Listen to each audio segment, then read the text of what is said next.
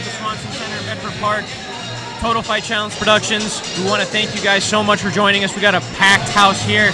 And joining me is a former fighter and kickboxer that fought on November 30th, Keith Patterson. Keith, how you doing? It was July 2018. Yeah, how you doing? July. 2018, yep. So we're about to get started. It's almost showtime. So like always, here in Total Fight Challenge Productions, we like to start with the national anthem. Right before we get into the fights, we have a lot of debuts, a lot of fresh fighters looking to make a name for themselves. Joe Garcia wanted to specifically get a lot of newer fighters, a lot of newer faces, a lot of younger fighters on this card. It's be a very interesting fight. We got a Thai title on the line, we got an MMA title on the line. It should be a lot of fun. It's going to be very exciting.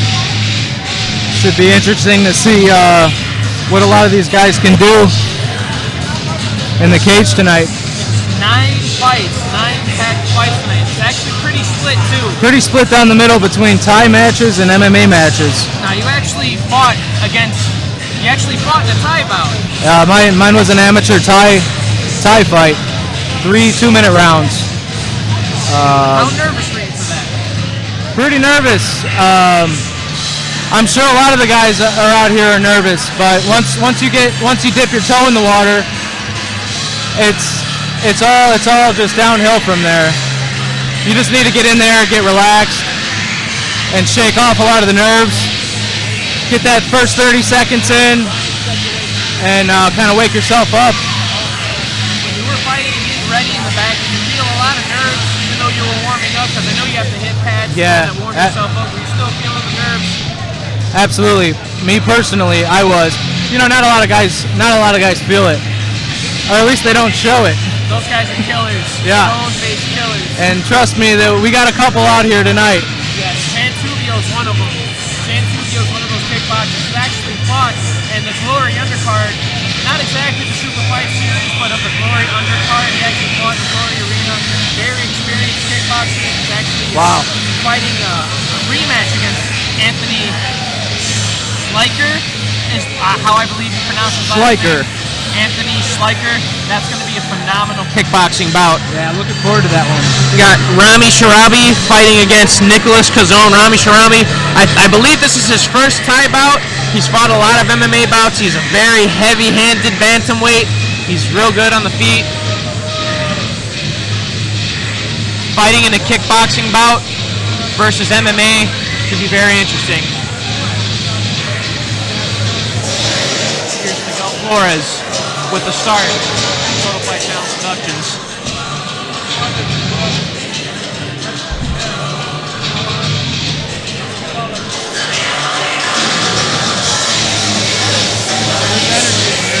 A lot of energy backed out.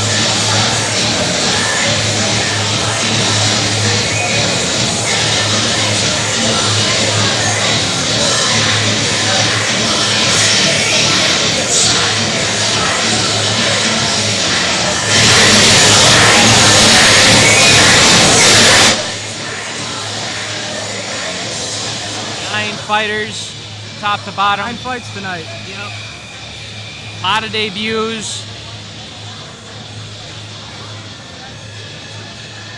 Green crop coming in. Here we go with Miguel Flores. Ladies and gentlemen. Miguel Flores having technical difficulties. Fight Challenge production. Usually have to stay closer to that side. Yeah. Ladies and gentlemen. Get set. Ladies.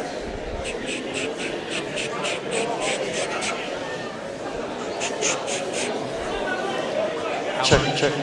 Ladies. Check. Announcer Miguel Flores next. Check. Ladies and gentlemen, welcome to the Bedford Park Swanson Center here for the Total Fight Challenge. Tonight, 18 warriors will enter the cage for your entertainment. All bouts are sanctioned by MMA Consulting. I would like to ask you all to please rise and remove all hats for the singing of our national anthem by Kayla Home. Good luck.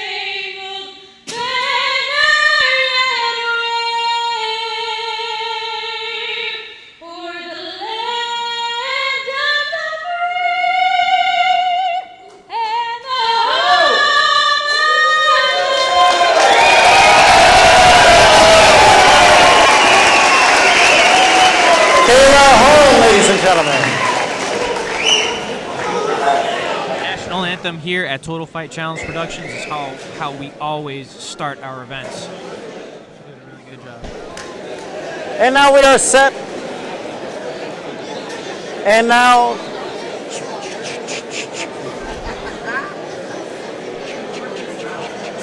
Flores with. And now we are set for our first bouts of the evening, 3 rounds in the TFC Bantamweight division.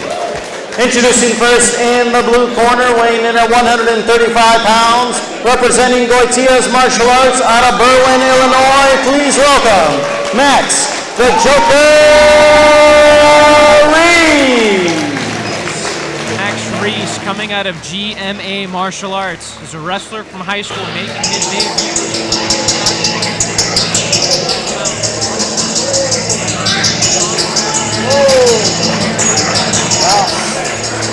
Motivation. This mic's gonna piss me off all night. Just tell me to change the batteries right now, bro. Box them a little bit. How are his hands? They're real. He's got a tight defense. He's got some power behind his shots. He's got a good tight defense. Is how I describe it. Remember grappling with him, he is very strong. He's very top heavy. He's a phenomenal wrestler, good pressure. Trains with Garfield, who actually has a background in Gracie Barra Jiu-Jitsu. So mixed wrestling and Jiu-Jitsu, you're in for a very rough night, especially with somebody with wrestling experience. He's very heavy at 135 pounds. You mentioned Garfield.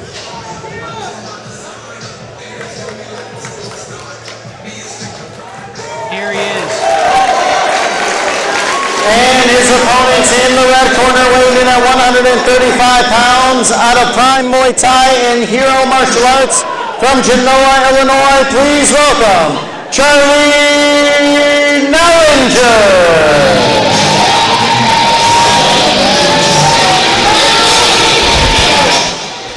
135 pounds, should be a very interesting fight. See if he can stop those takedowns and keep this fight standing. He's pumped up. See if he can move well, see how he works his underhooks, his grappling defense. See if he can keep his back off the cage. I think we're going to have a great fight right off the bat. Yeah, it's a phenomenal fight. I can't wait for this, actually. And the first opening bout of the night could be a sleeper bout.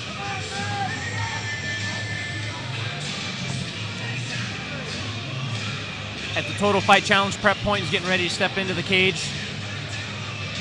It's going to be an explosive 135-pound bout. We're going to see what these guys bring to the table, especially making their debuts. They're both making their debuts tonight. Both of them are making their debuts tonight, yes. all about taking that first step. Excuse me, Max Reese's coach is Garfield Thompson, his jiu-jitsu coach.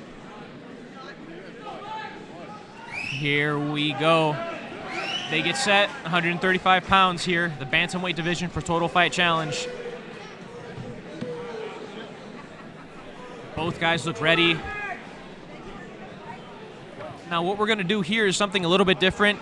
Keith Patterson is actually going to have an unofficial scorecard for us to see how he thinks he won or how the bouts went for each fighter per round.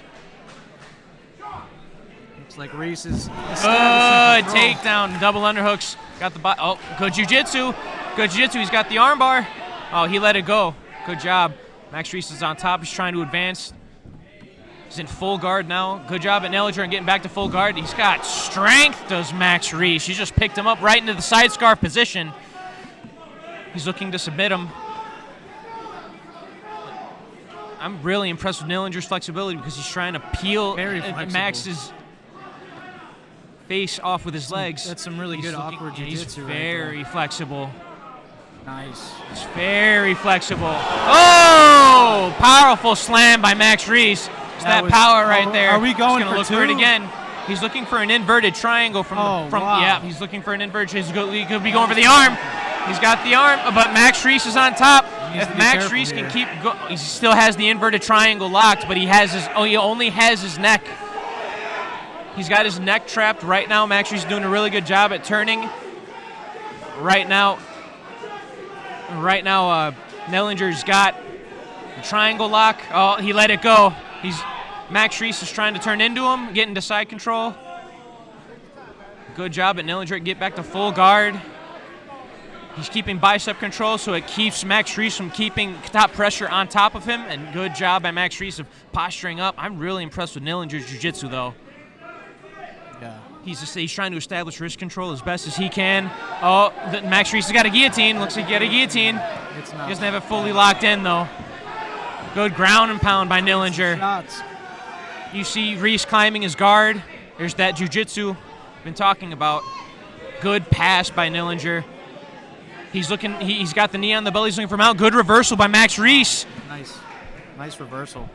Inside control. He's got hold of the neck and the arm. Oh, he's good strength by Max Reese. Very powerful, 135 pounds. Good punches up against the cage in the clinch. He's got the body lock. If he gets it, good job at Nillinger just recognizing that, and he drops his hips. Good knee to the body by Nillinger.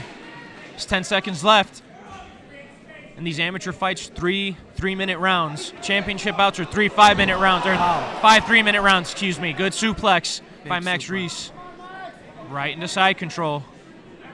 He's looking for mount. He's stepping over. Nillinger's bloodied up already by that ground and pound.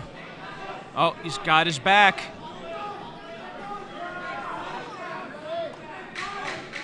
There's the 10-second mark. Excuse me, folks. Nillinger's got Max Reese in his full guard.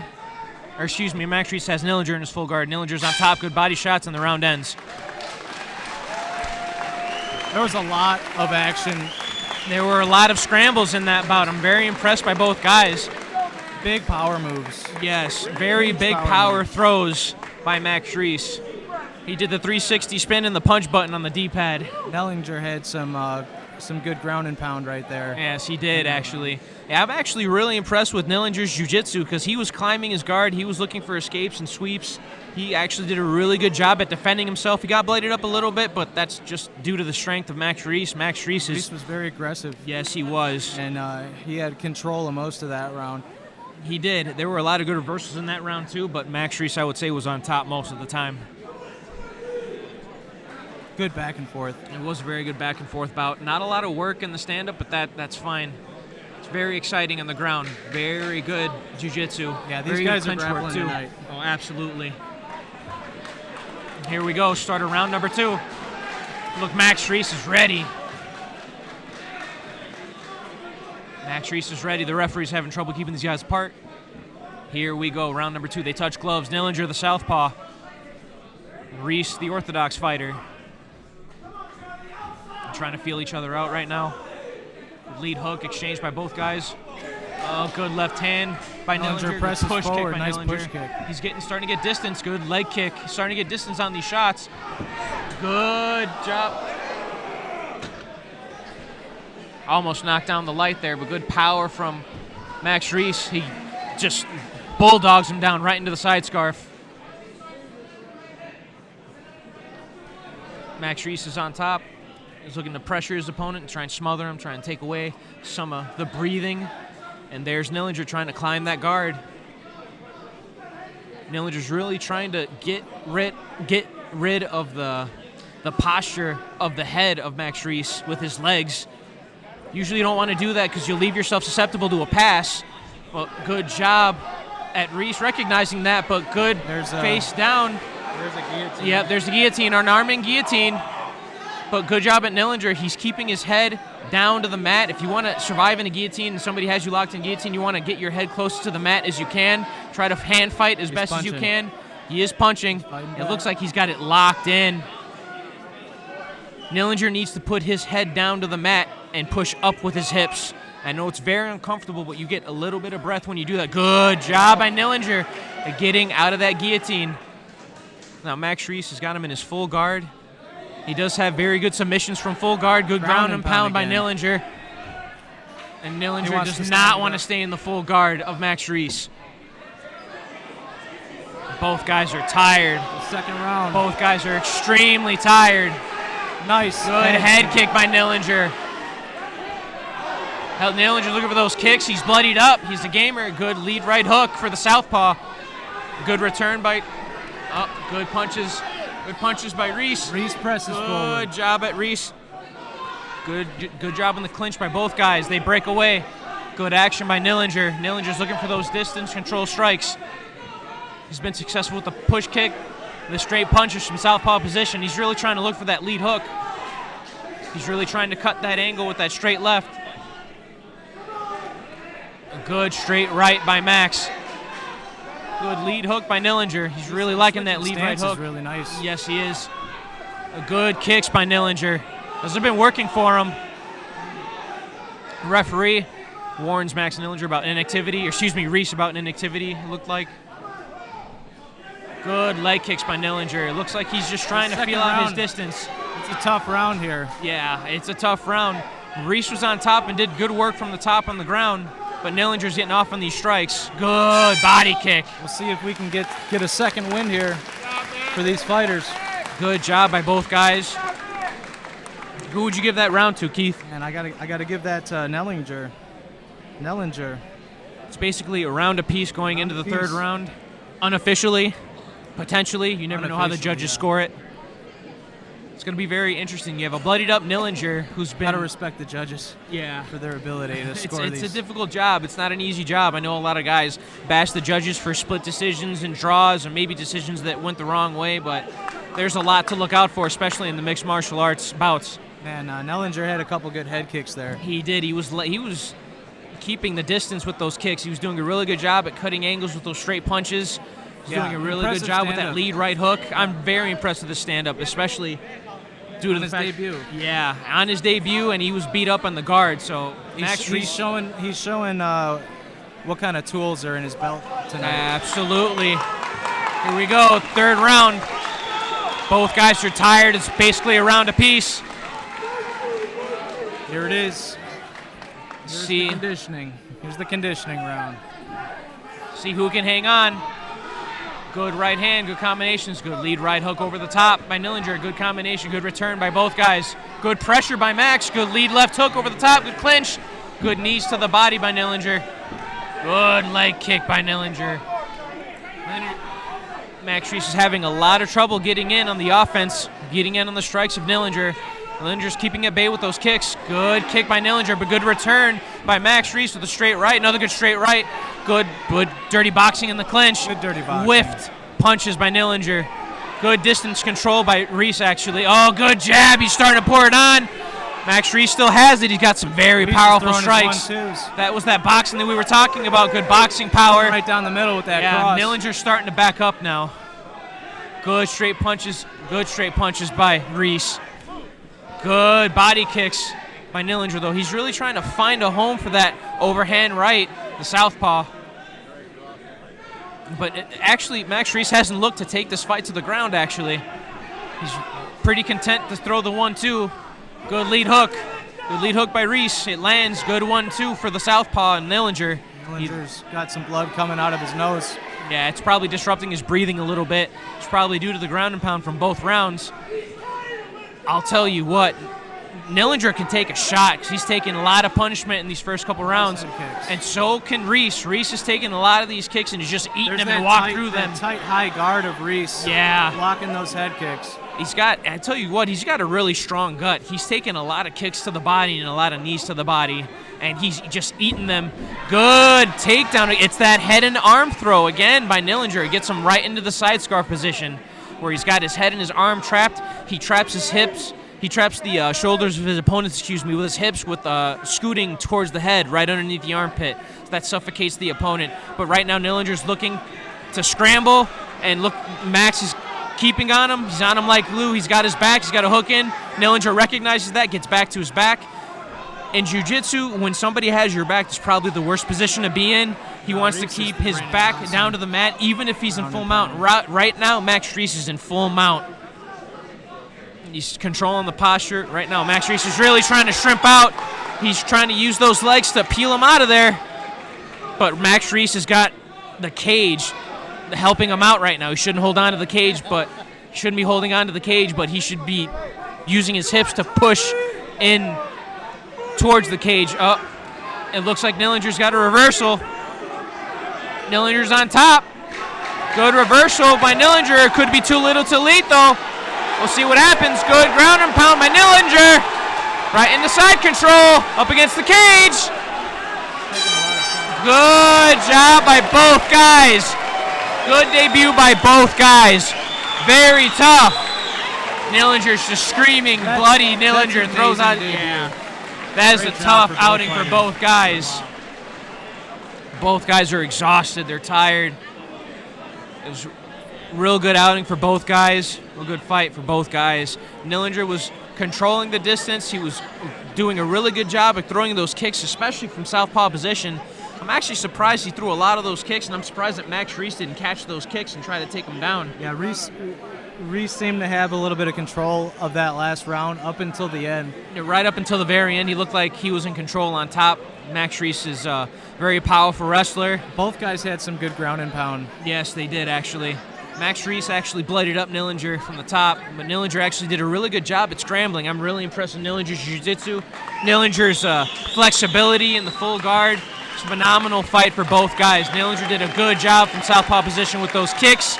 He did a really good job defensively, establishing wrist control, keeping Reese from ground and pounding him.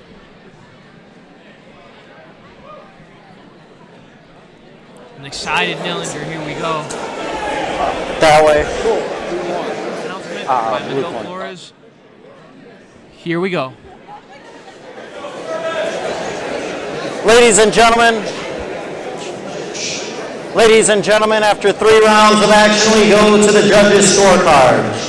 Judge 1 scores the contest 29-28, Nillinger. Judge 2 scores the contest 29-28, Reese. And Judge 3 scores the contest 29-28 for your winner by split decision, Max.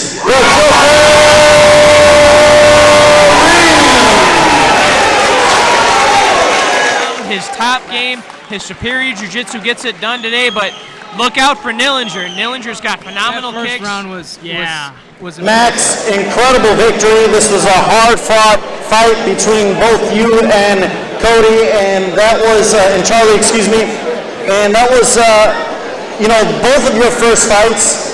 What was that experience like for you now that you've gone 3 rounds in your career? It was different. It's real different. So, in this fight, do you feel like you went maybe a little too hard, too fast? Because as soon as that bell rung for you guys to get it going, you were 100 miles an hour. You were giving it your all in that first round, and then you saw the energy start to fade down. Do you think you went a little bit too hard, too fast? Maybe. Yeah. Now, towards the end of that 3rd round, he was able to get on top of you and really rain down some powerful shots. What was going through your mind when that was going on? But I need to get off my back. Now that you got your very first win of your career in the books, what's next for you? Number 2. Round 2. All right, once again, ladies and gentlemen, congratulations to our winner, Max the Joker Reese. Few words, all action gets it done here today at 135 pounds.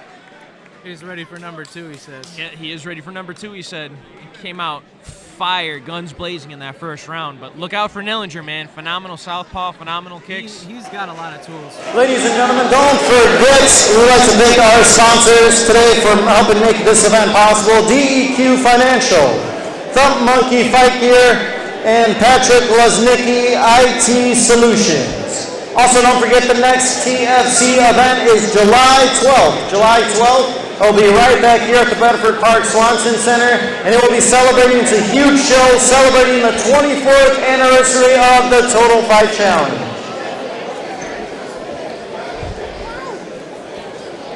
July 12th will mark That was a wild one. the 23rd anniversary of Total Fight Challenge Productions. That was a phenomenal fight to open up the bout. Max Reese versus Charley Nillinger. You know, I had a feeling it was going to be a good one. It was going to be explosive, and it was. Our next bout will be 3 rounds in the TFC flyweight division, and it is a Muay Thai bout. Introducing first in the blue corner, weighing in at 125 pounds, with 1 win and no defeats, representing Bang Muay Thai out of Plainfield, Illinois. Please welcome Ryan, the Golden Lion Dodge. This will be about at 125 pounds, the flyweight division, a kickboxing bout.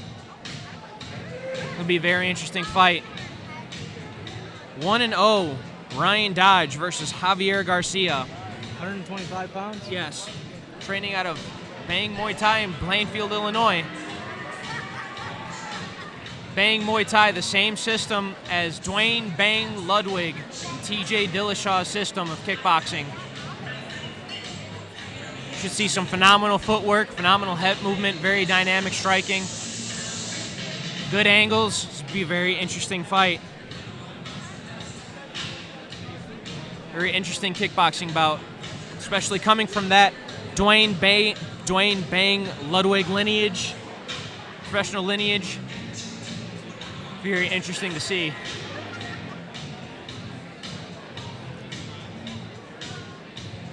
As Ryan Dodge is at the Total Fight Challenge prep point. He's getting himself checked by his corner. Let's get set to make his debut here in Total Fight Challenge.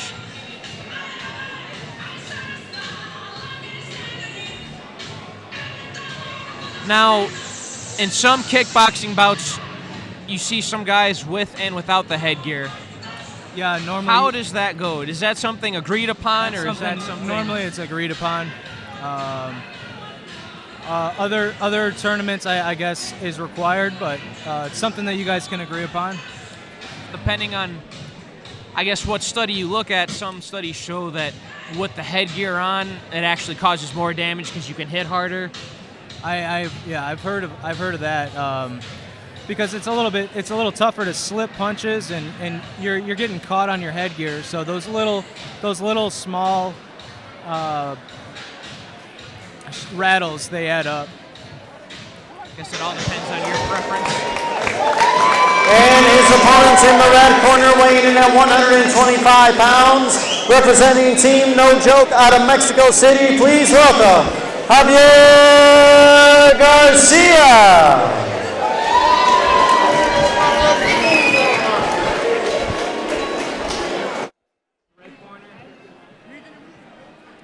Making his way to the Total Fight Challenge prep point in the red corner against Ryan Dodge. This will be a very interesting bout. 125 pounds, flyweight.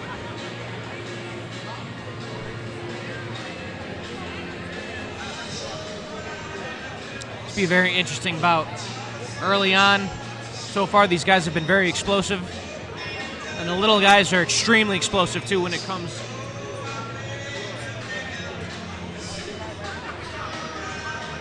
When it comes down to it, these little guys are extremely explosive. Like they're still waiting. on him to get all ready. It looks like that Javier Garcia is still getting ready in the back. No, that's Ryan Dodge. Excuse me, I'm sorry. Ryan Dodge. Still waiting for him. Looks like there's a malfunction with his headgear. That happens. That happens in the middle of the fight. That happens before the fight. The commission wants to make sure that you're ready, to make sure that you are ready to step into that cage. And here he comes. He's on his way to the Total Fight Challenge prep point.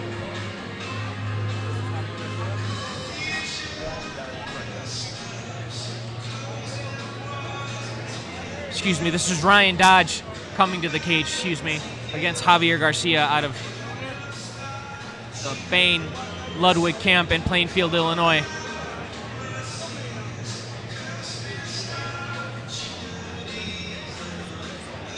He's getting himself checked at the Total Fight Challenge prep point.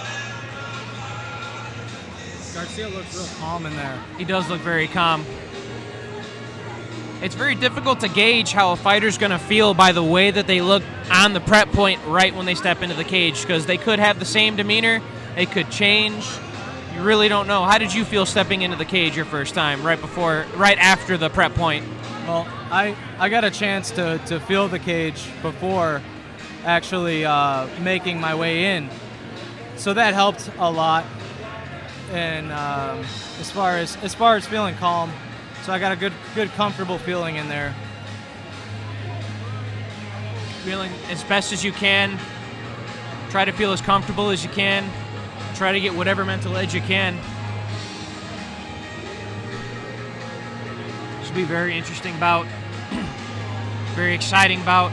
Now, are these guys, this is both of their debuts as well? So, I believe Javier Garcia is 1-0. 1-0. I believe Ryan Dodge is making his debut. We won't know until these guys get started what they're capable of. But Javier Garcia looks ready. And as Ryan Dodge is still getting ready, Total Fight Challenge prep point.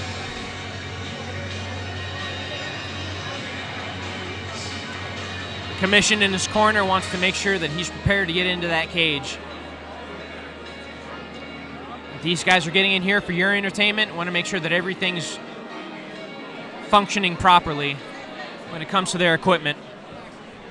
And here we go at 125 pounds. About to get this tie bout set. It should look very familiar to you, huh, Keith? Oh, yeah. Exciting. Going over the rules. Knees to the body are allowed. No knees to the head in this amateur circuit. No elbows. No elbows either. Here we go, folks. Minimal clinching. 125 pounds. They touch gloves. Good leg kick right off the bat.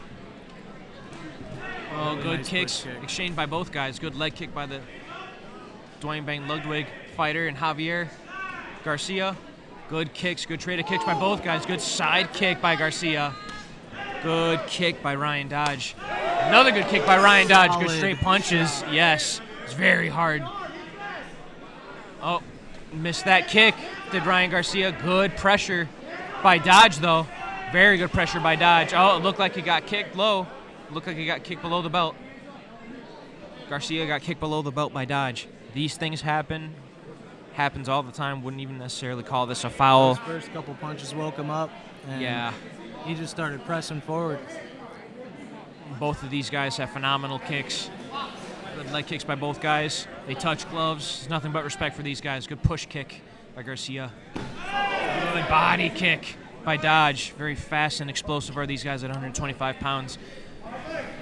Good kicks, good right hand. I'm really impressed with the right hand of Dodge right now.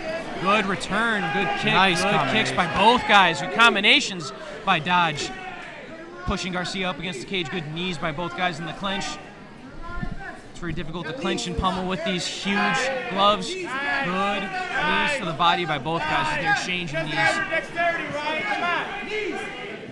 How hard are those knees that you take to the body? Everything hurts. Everything hurts. Oh, looking for a sweep. Oh, Looks for a sweep, a takedown by both guys. Now, in Thai boxing, you can sweep the legs to score a knockdown, but you can't take anybody down like in MMA. But you can sweep the legs with your trip. legs. You can definitely sweep, though. Exactly. Yeah, you can't trip. Exactly.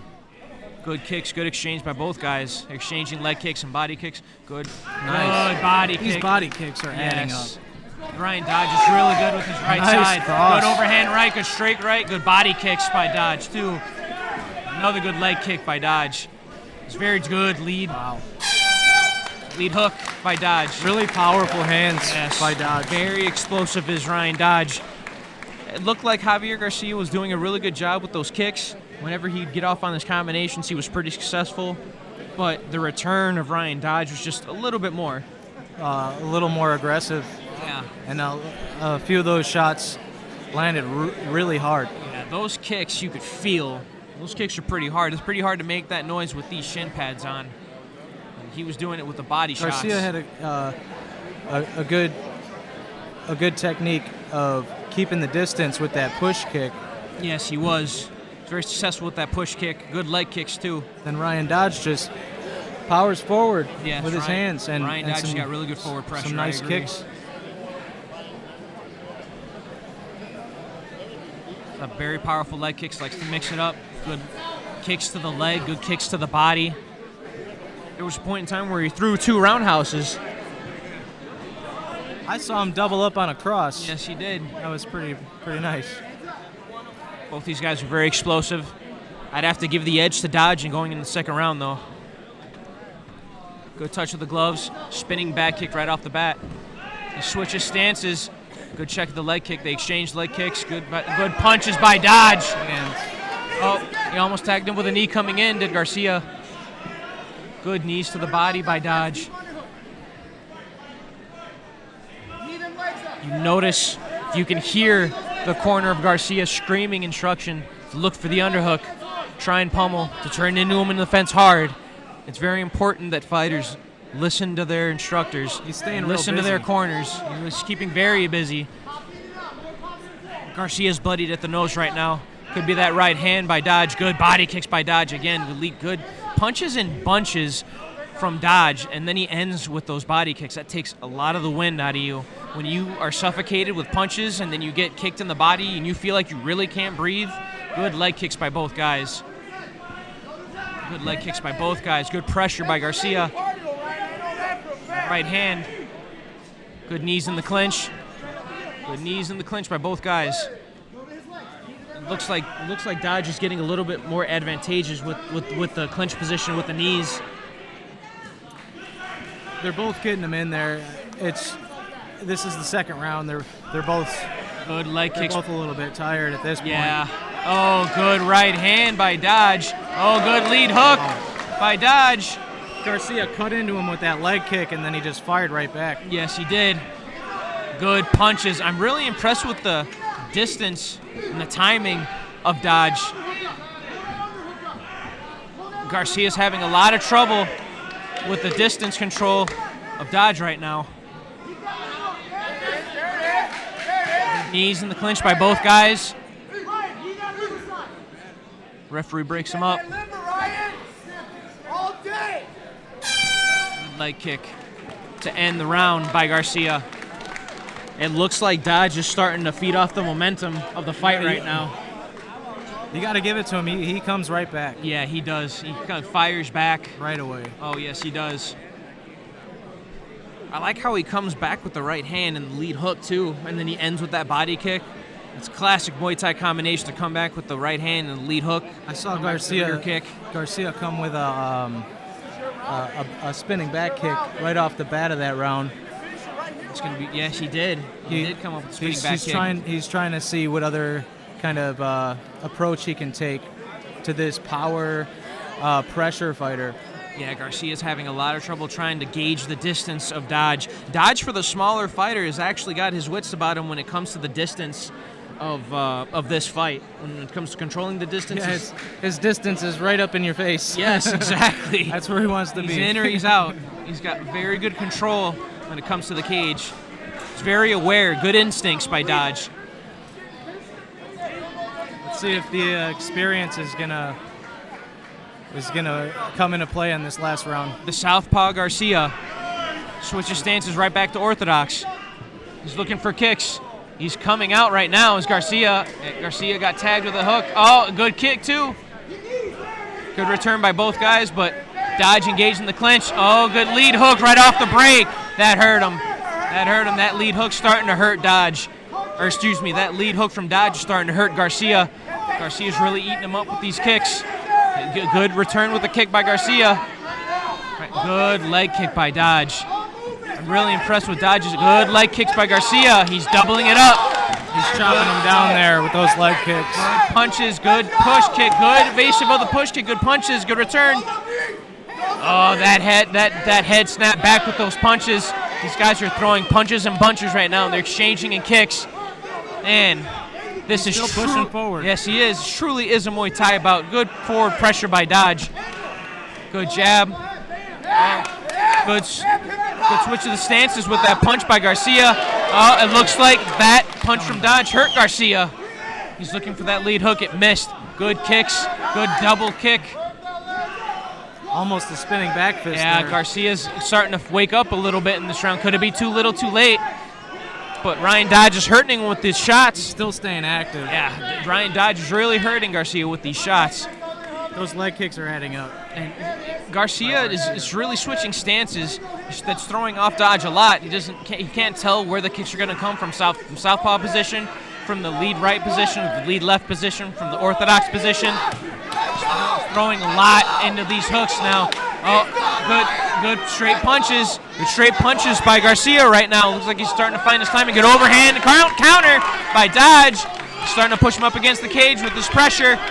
Good body kick by Dodge. Good check of the leg kick by Dodge. Good job by both guys. Good job by both guys. Very good job by both guys. That last round. Ryan Rutherford in the corner of Dodge. Ryan Rutherford's a kickboxer. Got a lot of kickboxing experience. That makes a lot of sense. That makes a lot of sense why that explosiveness came into play. He's got a really good cornerman. Yeah.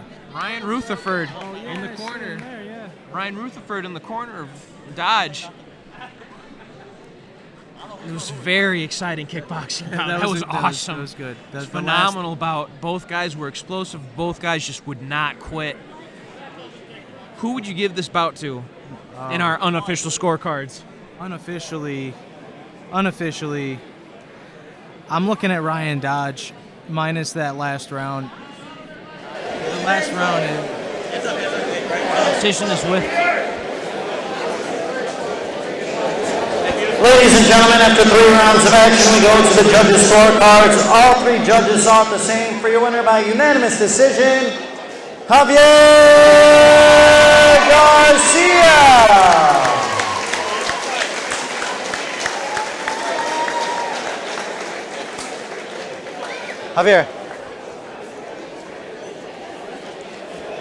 Javier, tremendous performance. Your first Muay Thai bout here at the TFC cage. What was the game plan coming in, and what were you looking to establish? Initially, it was supposed to be leg kicks, but I never got around to it initially. But it came out later in the fight. How surprised were you? You hit him with a couple of huge shots that everyone saw snap his head back. How surprised were you when he kept coming forward after those huge shots? It's surprising, but I mean, he's here to win it, so it's going to happen. I mean, that's why you're here. What do you want to say to all the fans that came out here to support you tonight, and what can we expect from Javier Garcia in the future? Well, I hope it was a great fight for everybody, and maybe I'll do some more later on. All right, ladies and gentlemen, give it up one more time for Javier Garcia. The one coming out of the Bang Ludwig camp. Excuse me for the mix-up, ladies and gentlemen. But Javier Garcia did a phenomenal job with his kicks, very explosive. As he said earlier, his head snapped back kicks, with these punches. And Ryan Rutherford was in his corner. He's a amateur championship level kickboxer. You can see where all that experience and explosiveness came from.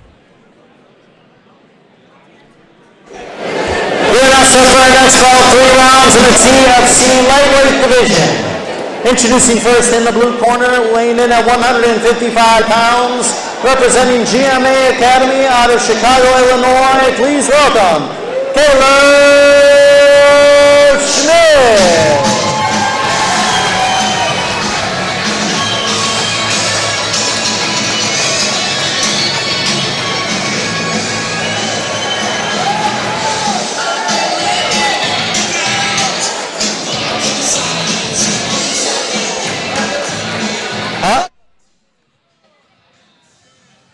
Very powerful kicks, very explosive. Got some pretty good hands.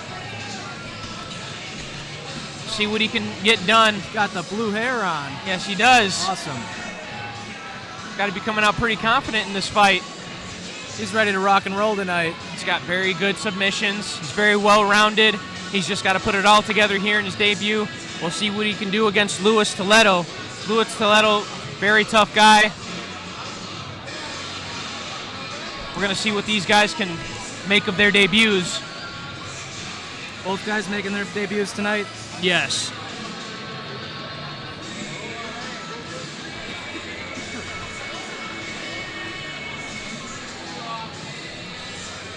He's getting ready in the Total Fight Challenge prep point. He's very excited. Said that the weight cut was actually pretty easy for him. Doesn't eat meat. Trains a lot. And his opponent in the red corner, weighing in at 155 pounds, representing 10th Planet, Chicago, out of Waukegan, Illinois. Please welcome Luis Toledo.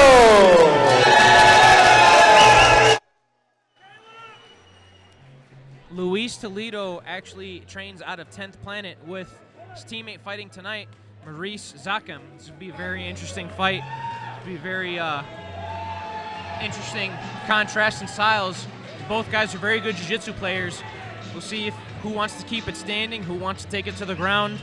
Here at 155 pounds, lightweight division. Yeah, both of these guys are in good shape. Yeah, they are. Pounds. Solid 155 pounds. Yes, they are. Luis Toledo at the Total Fight Challenge prep point, getting ready. 10th Planet Jiu-Jitsu cornerman. That lineage comes from Eddie Bravo Jiu-Jitsu. 10th Planet Jiu-Jitsu from California. It's a long lineage of world-class Jiu-Jitsu here in Chicago. 10th Planet Gym. This will be a very interesting bout. It'll be a very good bout in the lightweight division. Here we go, ladies and gentlemen. We're going to get set. Here we go, 155 pounds. The lightweight division. Schmidt versus Toledo.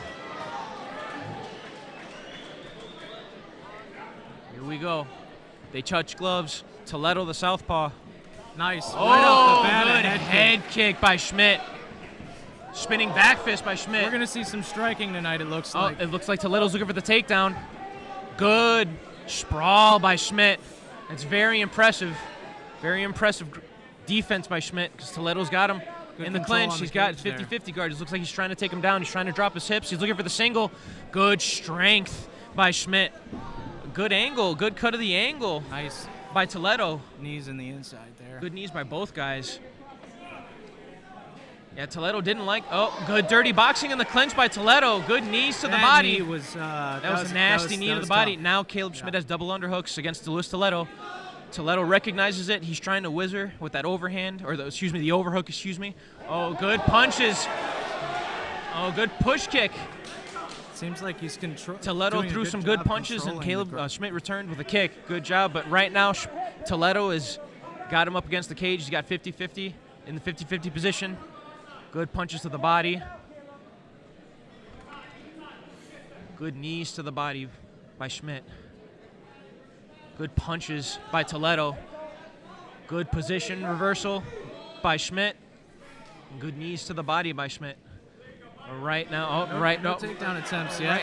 Right now, he's got the body lock, does Toledo, but he's got it with the arm in. It's very difficult to get the body lock and take somebody down with the arm in, you have to make sure that your hips are right below your opponent's hips so you have the inertia and the explosiveness to pick them up and take them down.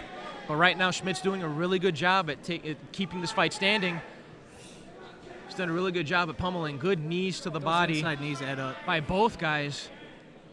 Even defensively speaking, I'm really impressed with Schmidt's defense, excuse me. You might remember Schmidt helping us commentate here in the Total Fight Challenge booth. Good strength by Schmidt. Nice throw. But you saw Toledo looking to stay on the ground. Good job. Toledo utilizing that high crotch single. Now he's in side control. Looking for ground and pound. What Schmidt needs to do is get him back up on his feet and let's see some more of that striking. Right now, Toledo's in side control. He's looking to soften him up with ground and pound. But right now, Schmidt's doing a really good job at surviving. Good ground and pound by Schmidt. Oh. He's got to push. Schmidt's got to push on his opponent's hips and create a frame, push away, try to feed his knee in between him and his opponent. It's very difficult to do it up against the cage with no space. Up against the cage with no space. Good ground and pound by Toledo. He's just going to finish out the round on top. That's the round. That is the round. Toledo ended that round on top. Schmidt opened up with a very powerful kick, and Toledo wanted none of that. Good clinch work by Toledo. Good knees by both guys in the clinch. Ultimately, Toledo got Schmidt on his back and got it done with his jiu-jitsu. He did control most of that round. I think you're right. He did notice that this guy has a pretty powerful striking game right off the bat. Schmidt is a very powerful kicker. Very powerful kicker. I have to wonder what it would be, what the Toledo's got a nice clinch game. Advice would be from Caleb Schmidt's corner on how to keep this fight good standing. Dirty boxing. There was very good dirty boxing from both guys, especially from Toledo. Good knees by both guys, good powerful knees by Schmidt. Very interesting bout. And that was just the first round. That's 6 more minutes.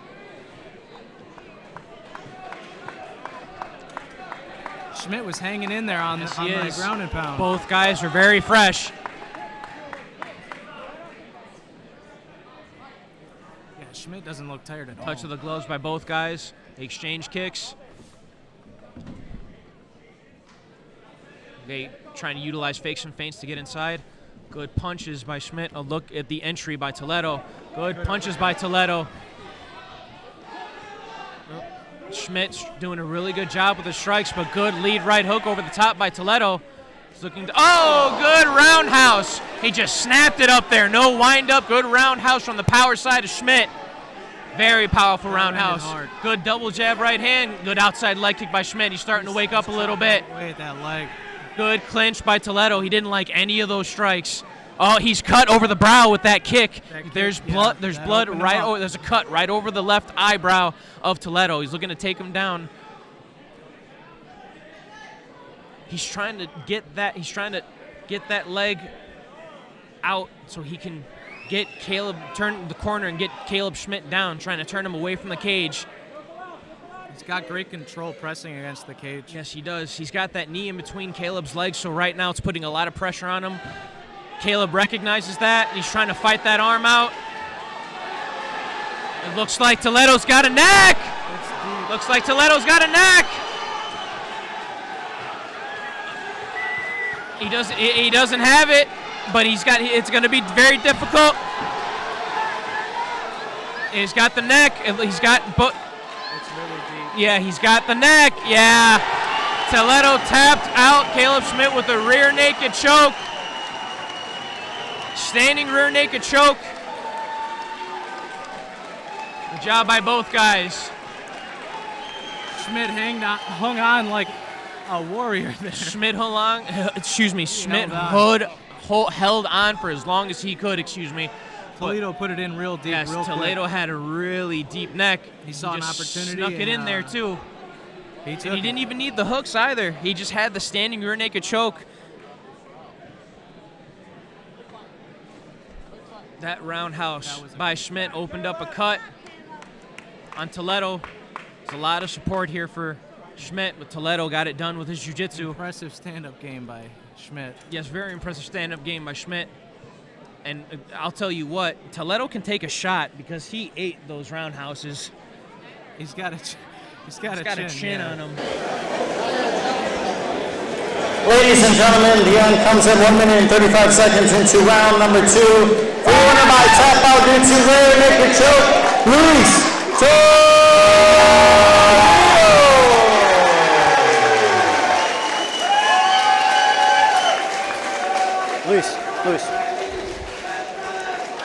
Luis, great performance, and what a finish, first finish of the night here at the Total Fight Challenge. Talk us through, first off, what was the game plan coming into this fight? You really used your pressure up against the cage. Was that the game plan, to use your pressure and stay close down? Mainly it was just getting to the ground as soon as possible. Just where I felt comfortable the most, and just work from there. And got to a little striking altercation, but part of the game.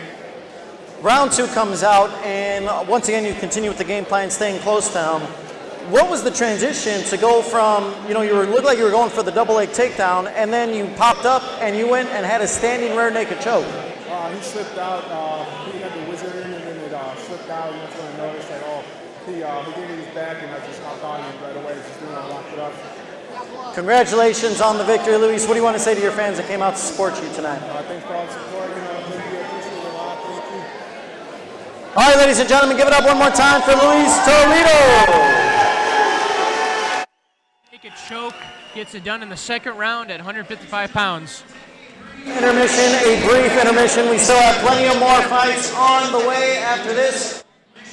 Drinks, grab some food. There's still plenty of action here at the Total Fight Challenge. Great job by everybody who's made their debut. Awesome Max debuts. Reese versus Charley Nillinger. That was a phenomenal fight. Brian Dodge versus Javier Garcia. Even though we got the corners mixed up, I apologize about that, folks. Caleb Schmidt versus Luis Toledo. That was the first 3 bouts. During this These brief fights have been intermission so explosive. far, 6 guys, Explosive. 3 fights. Wow. Explosive would be the word that you would use. Absolutely. Both of these, all of these guys look like they've had a lot of experience. And for that being little to no experience in the cage, is really impressive. Yeah, all of these guys look like they have a lot of experience Garcia outside of the fight cage. was impressive. I mean, Reese had some powerful throws. Nellinger had a great stand-up. Yes, he did. Good kicking game. Yes. Win or lose, you see a lot of explosiveness from these guys here in the Total Fight Challenge cage. It's going to be very interesting. Let's see. I honestly thought Schmidt was going to was just going to go out. He held on for such a long time. He didn't want to let it go. I honestly didn't think Schmidt was gonna tap either. I didn't think so. It didn't look like he was going to, but those kicks of Schmidt were extremely powerful. And he was cutting in real deep. I noticed on the leg kicks. Yes, he was. It looked like Luis Toledo was having a lot of trouble with the stand-up, but Toledo with his clinch work, he got it done. He was able to get it done. He just like he said. He said he gave me his back, and he just went in for it. He was going in for a single to a double, and then came up on the choke. He gave up his back. Schmidt gave up his back to Toledo. Toledo just came up with the choke. Grabbed the opportunity. Yep. It's all about the opportunities that you take. And he locked it in right away. It's just like a snake. Just locked it in right away. And these guys have been they put on a show already so far. 2 MMA bouts, 1 Thai bout so far. We have 1, 2, 3, 4, 5, 6 more bouts to go. Be very interesting bouts ahead of us. Let's probably do another 2 intermissions. Pretty split, actually. There's 3 MMA bouts left, and there's 3 Thai boxing bouts left. Well, if they're anything like the last 3, wow. It's going to be an MMA title on the line at 165 pounds. Kevin Sweet Tooth Duggan, not Duggan. Duggan. I read the YouTube comments from that other Total Fight Challenge production video. I apologize about that. Kevin Sweet Tooth Duggan will be fighting Zach Walker for the 165-pound amateur I haven't Total got Fight to see Challenge Walker bout. yet. I've got to see Duggan. Duggan's very experienced. Walker's got his work cut out for him. Duggan has got phenomenal kicking game. He's got great boxing. He's got good straight Good punches. range control from what I Yes. noticed. I love his Great his wrestling, long good top defense. control. Yes. He uses that really good. Very good at keeping his opponent away with his length. Very good job. Zach It's a Walker, split between a Muay Thai long defense and a fighting Irish. pretty good. The next bout will be Sergio Placencia versus Alberto Garcia. Followed by that will be Rich Valdes versus Maurice Zakem, another stable of 10th Planet Jiu-Jitsu. Nicholas Kozon versus Rami Sharabi. Gerardo Casanina Jr. versus Dave Chavez, which is actually going to be a rematch. Gerardo Casanina actually debuted against David Chavez. David Chavez wanted this bout to be a kickboxing bout, so this is more or less a rematch without the Castaneda ground game. agreed to a kickboxing bout. He did. Oh, that's He did. Chan Tubio versus Anthony Schleicher.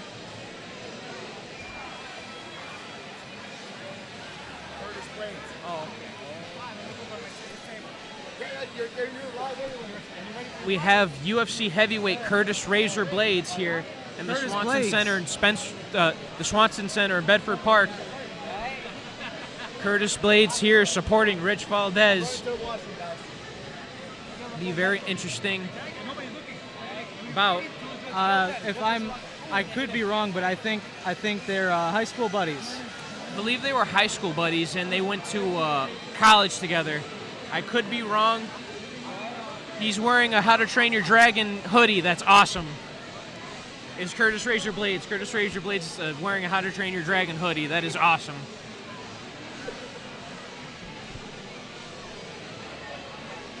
Intermission. About halfway through the intermission.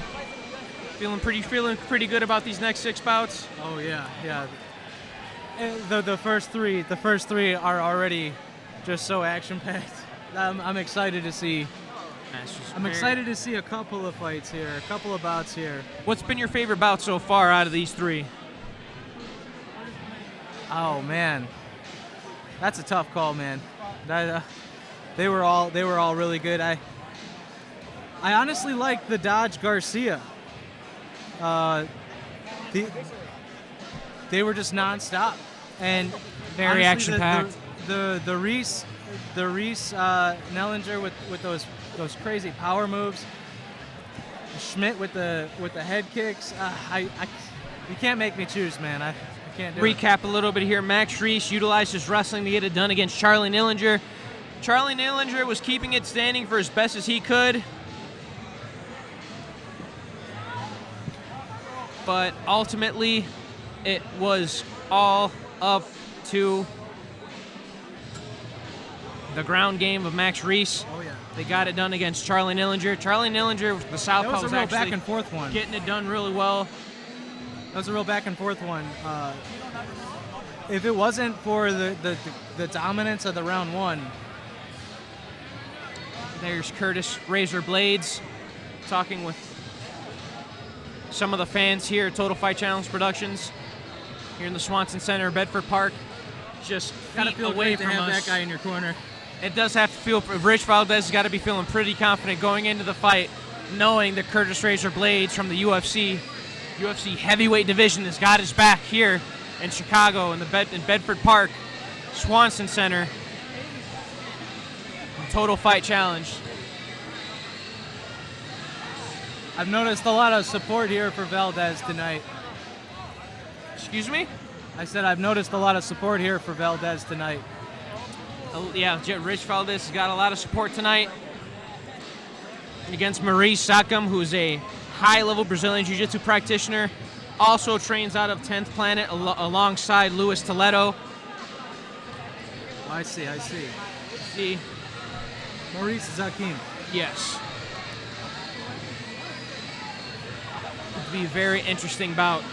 I like how we're split up here between MMA, Thai. Nice back and forth.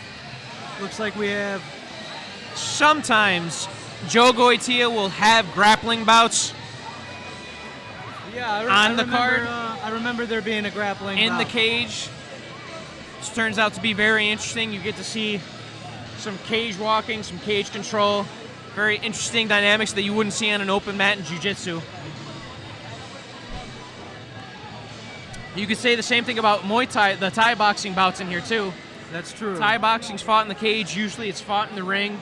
That's very true. There's some weapons that you can utilize, some defensive weapons that you can utilize in the ring that you can't use in the cage. Absolutely, you could use the cage. You can maybe even like kick off the cage. I've seen guys do that, using the cage as kind of like a springboard. Yeah, very very fancy. Anthony stuff, yeah. Anthony Showtime Pettis stuff. The Showtime fancy kick. moves. Some guys do the fancy moves really good. I'm expecting to see some fancy moves in this Muay Thai match between Chavez and Castaneda. Gerardo Castaneda Jr. versus Dave Chavez. It'll be a very good bout. Both guys are scrappy. Both guys are fast. Chavez got a powerful overhand right. Gerardo mixes very diverse. Yeah, striking Gerardo, games, yep, both of them. Yep, Gerardo mixes it up very well with his punches and his kicks.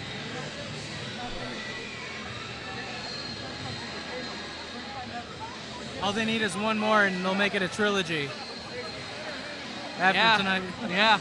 The first bout was an MMA. The second bout is Thai boxing. Who knows? The third bout might be a grappling match. Who knows? Anything's possible at this To point. complete the trifecta here at Total Fight Challenge Productions. July 12th will be the next event here at the Swanson Center, Bedford Park. Total Fight Challenge Productions will be back at the Swanson Center. July 12th, we'll be celebrating our 23rd year anniversary.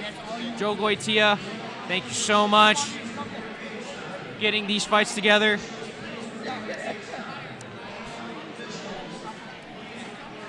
We're getting close, gentlemen. You hear Miguel Flores telling everybody, making an announcement to the arena for everybody to come back to their respective corners.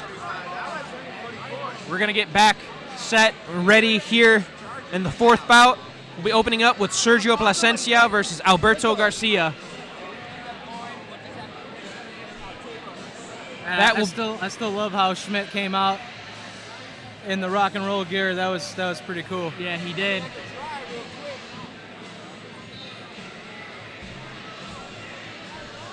Sure. He's giving me ideas now.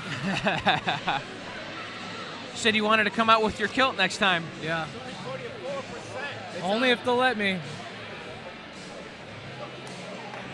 Ladies and gentlemen, we're going to get this intermission wrapping up. We're going to get our fourth bout of the evening set. Sergio Placencia versus Alberto Garcia. I have my partner Keith Patterson here, the kickboxer. Muay Thai. I have a little bit of jiu-jitsu experience. A little bit of jiu-jitsu experience. You have to be well-rounded nowadays. Yeah. You got to train it all now. That's the truth. So, having fought for Total Fight Challenge, are you going to be fighting on July 12th? It's a possibility. I need to see if I can actually dedicate myself to the training that is required for a match like this. A lot of these guys, they got full-time jobs. They're out here grinding it out in the gym. It takes a toll. Talk about that a little bit, because a lot of people have this kind of illusion that everybody has the time to train who is a fighter. Anybody that wants to be a fighter can take the time off to be a fighter. It takes time. It takes money. It takes time to develop skill and money. Yes, that's another thing a lot of people struggle with. It's tough, man. It takes time to develop the skill necessary to keep your weight in check, to not get hurt, injured. Training for your kickboxing bout, let me ask you this, and I want you to be honest. Did you have a strength and conditioning coach? I did not. I was my own coach as far as that went. Did you have a nutritionist? No, I did not. I did all the research myself.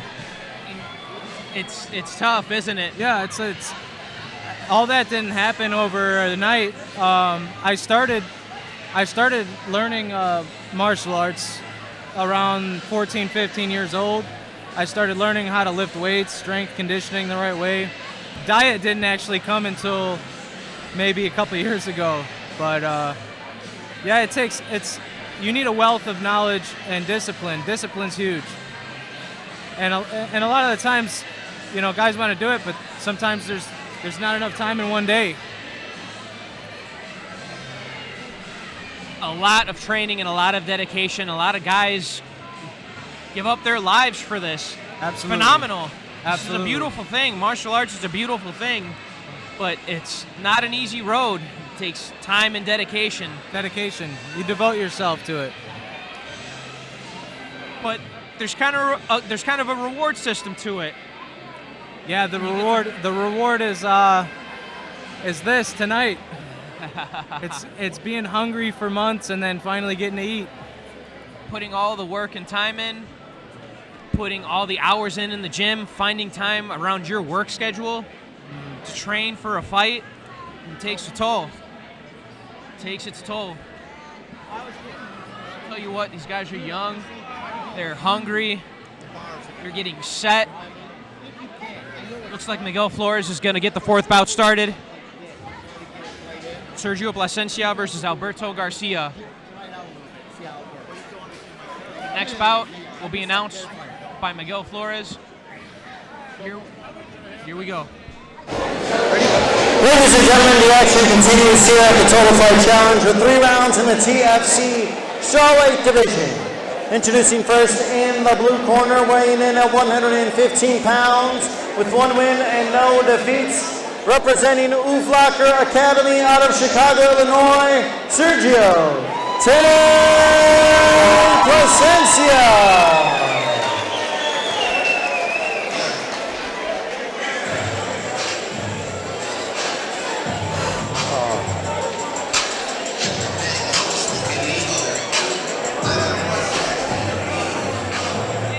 He's got very explosive boxing.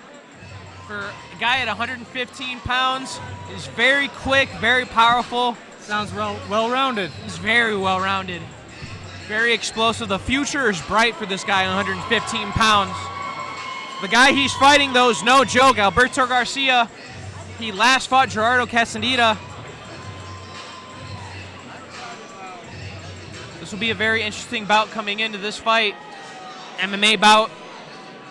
We'll see if Sergio Placencia wants to take it to the ground or if he's comfortable with it standing up.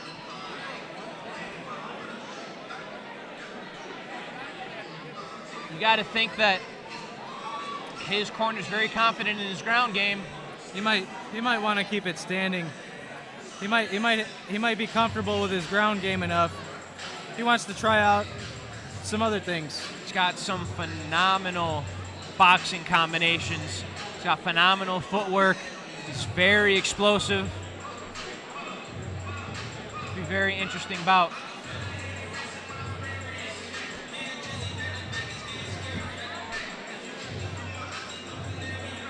Alberto Garcia is very heavy-handed himself. Likes to cut angles a lot.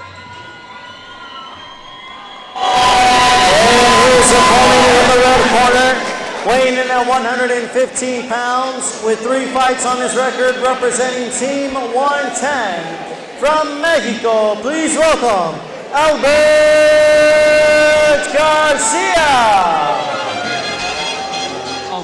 Alberto Garcia coming out to face Sergio Placencia from Urflacker Academy. It'll be a very interesting bout.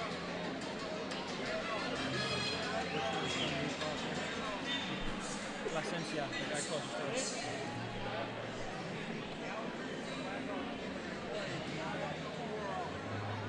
At the check-in point. At the Total Fight Challenge prep point, getting ready. Getting set. As I said, he likes to cut angles. MMA bout. Likes to cut a lot of angles. Very awkward footwork. throws off a lot of guys. He's pretty heavy-handed. So far, this scoring system's not so bad. We'll see who can get it done in this bout. Neither of these guys are making their debuts. Sergio Placencia and Alberto Garcia pretty much 1-0 coming into this bout. You have Rafael Ramos, phenomenal kickboxer at Total Fight Challenge, here in the corner of Alberto Garcia. Here we go. We might see some good stand-up here. Straw weight, 115 pounds. Placencia versus Garcia. Here we go.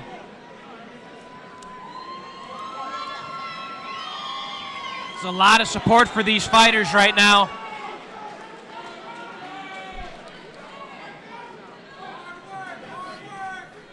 They touch gloves, good sign of respect. Good forward pressure, good boxing combination by Placencia. There it is, good overhand right. Another good overhand right by Garcia.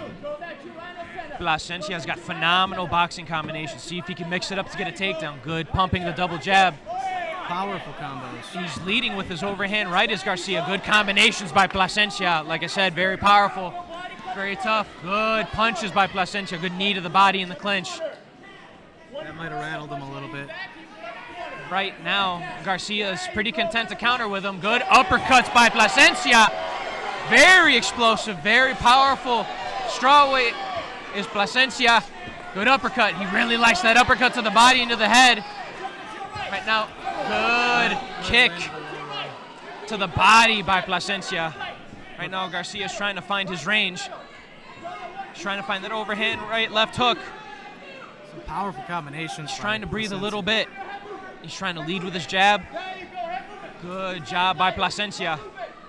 Placencia's looking for those openings. He's utilizing his fakes and feints to try and get in. Looks like Garcia's awake a little bit.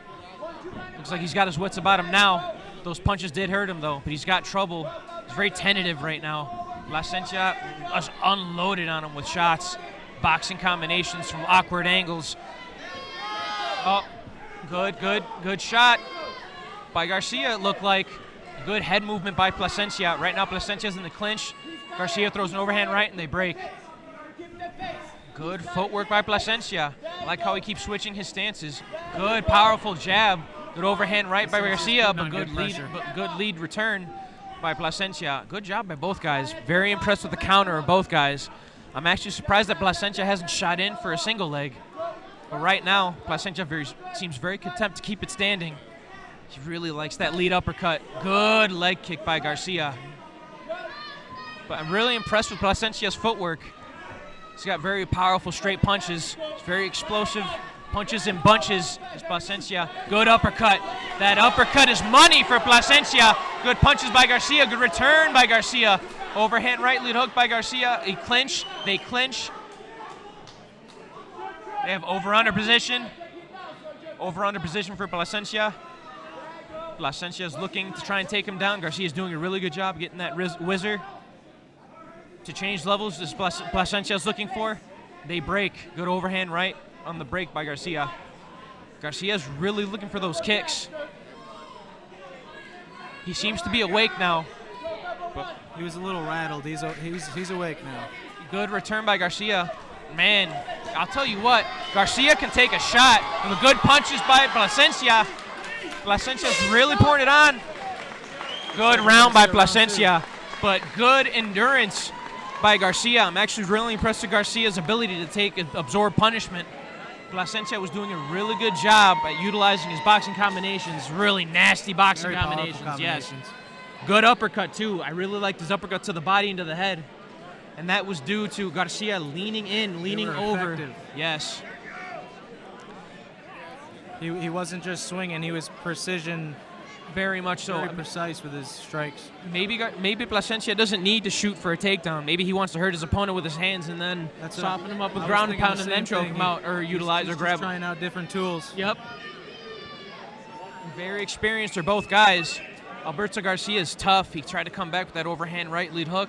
landed some pretty good leg kicks. He got the attention of Placencia, I would say, but right now Placencia, that was his round. That was very explosive. I give it to Placencia. That Placencia was very aggressive in that bout. Here we go. Both guys get off their stools. Very, very intense first round. They touch gloves, sign of respect. You got to wonder if Placencia's wondering what do I do to need to take this guy out of here? I've taken him. I've utilized all of my combinations. I've pretty much touched every part of his body with my punches. What else would I need to do to get rid of this guy? I think he's just going to do more of the same. Good overhand right by Garcia. Good leg kick. A lot of his attack is coming from his right side. Excuse me. It's like leading with that overhand right lead hook. Good leg kick by Garcia. Oh! Wow. Good job of the crowd catching the light. Big slam. So powerful that they went in for the Placencia went in for that takedown. He got the takedown, but up against the cage, that light, they knocked the lights over. Happens. These guys are hitting the cage like heavyweights. Yeah, for 115 pounders, these guys are strong. Good takedown by Placencia. He's in his full guard, but right now Garcia's trying to isolate that right arm of Placencia. He's trying to look for a guillotine, but he doesn't get it. He let it go. He's trying to control the posture of Placencia. Right now, Placencia's got top control, but he's not utilizing any ground and pound to try and open up his opponent. Right now, Garcia's doing a really good job at nullifying the open guard game of Placencia. I'm very impressed with Garcia's defense right now. He's got that overhand. He's got that overhook on the right hand. Right now, Placencia's posturing up. And it looks like Garcia's ground and pound. It looks like Garcia's climbing his guard now. He's looking for wrist control. He's climbing his guard. You can see Placencia recognizes that. He postures up. Good job of Placencia staying on him. He could try to take Garcia out of here. He's got right now. He's got a half Nelson. He utilizes that to get his back. A good scramble by Garcia. He's looking to turn into him. Looks to turn into his full guard. Now we get to see the jiu-jitsu game from the Earthflat Jiu-Jitsu practitioner in Placencia. He's on his back. He's in side control. To try and utilize, there he goes. He's going to try and utilize that hip escape to try and get a knee in between him and his opponent. He gets half guard. Good job of getting half guard by Placencia. Garcia's on top, utilizing ground and pound, but Placencia's doing a really good job at trapping him with his head and his arm. He's doing a really good job at clinching him from his back. He's going to look to kick off the cages, Placencia, from half guard. Placencia is looking to get back to full guard, utilizing the cage. He's trying to hip escape. He's really trying to create. This ground and pound. He's trying to step over right here. Yeah, this ground and pound of Garcia is actually taking a toll on him. Good job by Garcia. Good round by both guys. Better round for Garcia. Tough round. That is a very tough round. That was a good round by Garcia. It was a very close round. How would you have it in this bout? At this point, I have both rounds for Placencia. He's had most of the control. Some really effective combinations in the first round. It's just a little bit of ground and pound that seemed to be effective. He had a couple takedowns in the second round. I like how Placencia utilized that half Nelson to try and get his back.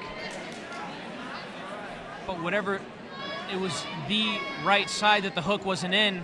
So Garcia just turned to that side that the hook wasn't in and got on top. He did a really good job at staying on top. I like to see Garcia controlling the last half of that round. I was really impressed with Placencia's ability to defend himself off of his back. Very good technical jiu-jitsu from the Earthflacker student. They touch gloves as a sign of respect. Good punches by Garcia. Right now, Garcia's putting the pressure on Placencia. In the beginning of the fight, it was Placencia that was the one that was explosive. Right now, Garcia is putting the pace on Placencia. Good inside leg kick. He looked for it again. Good. Right now, Garcia's really pumping that jab. He's finding that jab. Yeah, right now, he's really pumping that jab, really trying to find his distance. Overhand right. A straight right, excuse me, by Garcia. Good entry by Placencia. He's got him in the clinch. He's got him up against the cage. Now he's got over-under position. He's trying to pummel for a more dominant position. It looks like he's trying to get his hands clasped so he can get a body lock and take his opponent down, turn away from the cage and take him down. And look, there he goes. Good balance by Garcia, and Garcia turns into him. Good job by Placencia. Right now, Placencia is doing a really good job at pummeling, turning into him. Good job by Garcia. Another good job by Placencia. Right now, these guys do not want to give up position. They're battling for position. This is very physically taxing on you. It doesn't look like these guys are doing much, but these guys are battling for position while exchanging knees and punches in the clinch while trying to gauge a better position, try to hand fight, trying to take each other down. Those knees to the body in the third round. Right now, Garcia's trying not to get taken down. Good forward pressure by Placencia right now. They break. The referee breaks him up. Let's see who's got a lot left in the tank. Good jab by Garcia. Another good jab by Garcia. Placencia looks fresh. Good 1-2 punches. Placencia does look fresh. Good punches by both guys. Good overhand right by Garcia.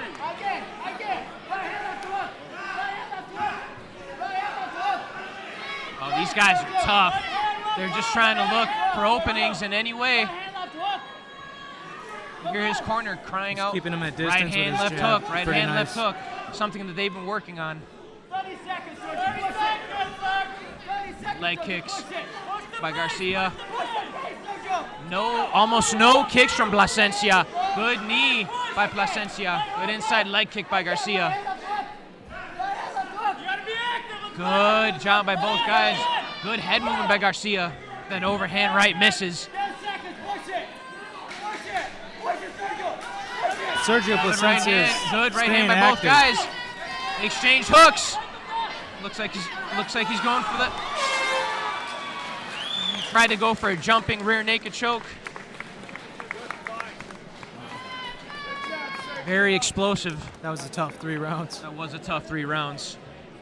Both of these guys' corners should be very proud of their fighters. Placencia did a really good job, and so did Garcia. A lot of support here for Placencia.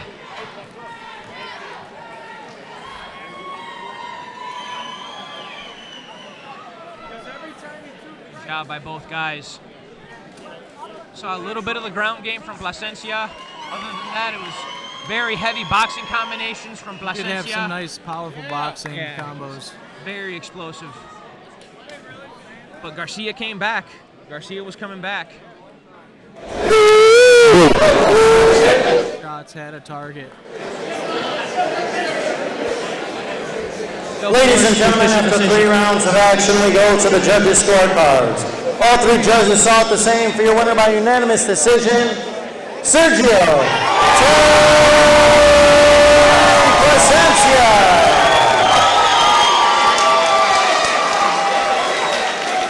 He got it done with his top game and his clinch work. He got it done with his aggressive boxing combinations. Sergio. One step ahead. Sergio, tremendous performance. Tremendous performance here. You know, coming out the gates, you really established what the pace of this fight was going to be. Is that the type of pace that you want the rest of your fights in your career to be? It was fast-paced, non-stop action. Coming into this fight, you know, you really mix it up. You mix it up with the wrestling, you mix it up with the striking. When you were throwing the boxing, you were throwing some huge bombs. Were you looking for that knockout? It looked like you were looking for the KO.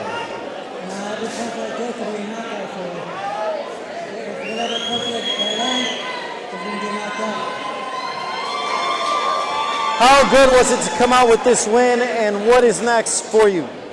Felt real good, and I'm ready to go in the tournament. All right, ladies and gentlemen, give it up one more time for Sergio Placencia. Don't forget, ladies and gentlemen, the next TFC will be the 24th anniversary of TFC, July 12th, back here at Bedford Park Swanson Center. Also, don't forget, we'd love to thank our sponsors, DEQ Financial, Thump Monkey Fight Gear, and Patrick Lesnicki IT Solutions.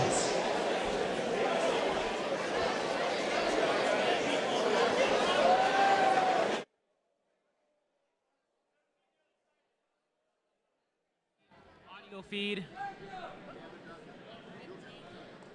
The backbone here of Total Fight Challenge Productions. Thank you guys so much. Yeah, I had to agree with that decision by the judges. Sergio Placencia He was took all 3 rounds. all over Garcia from bell to bell, all over him. It was a very good bout. Our next bout should be in the middleweight division. Rich Valdes versus Maurice Zakem.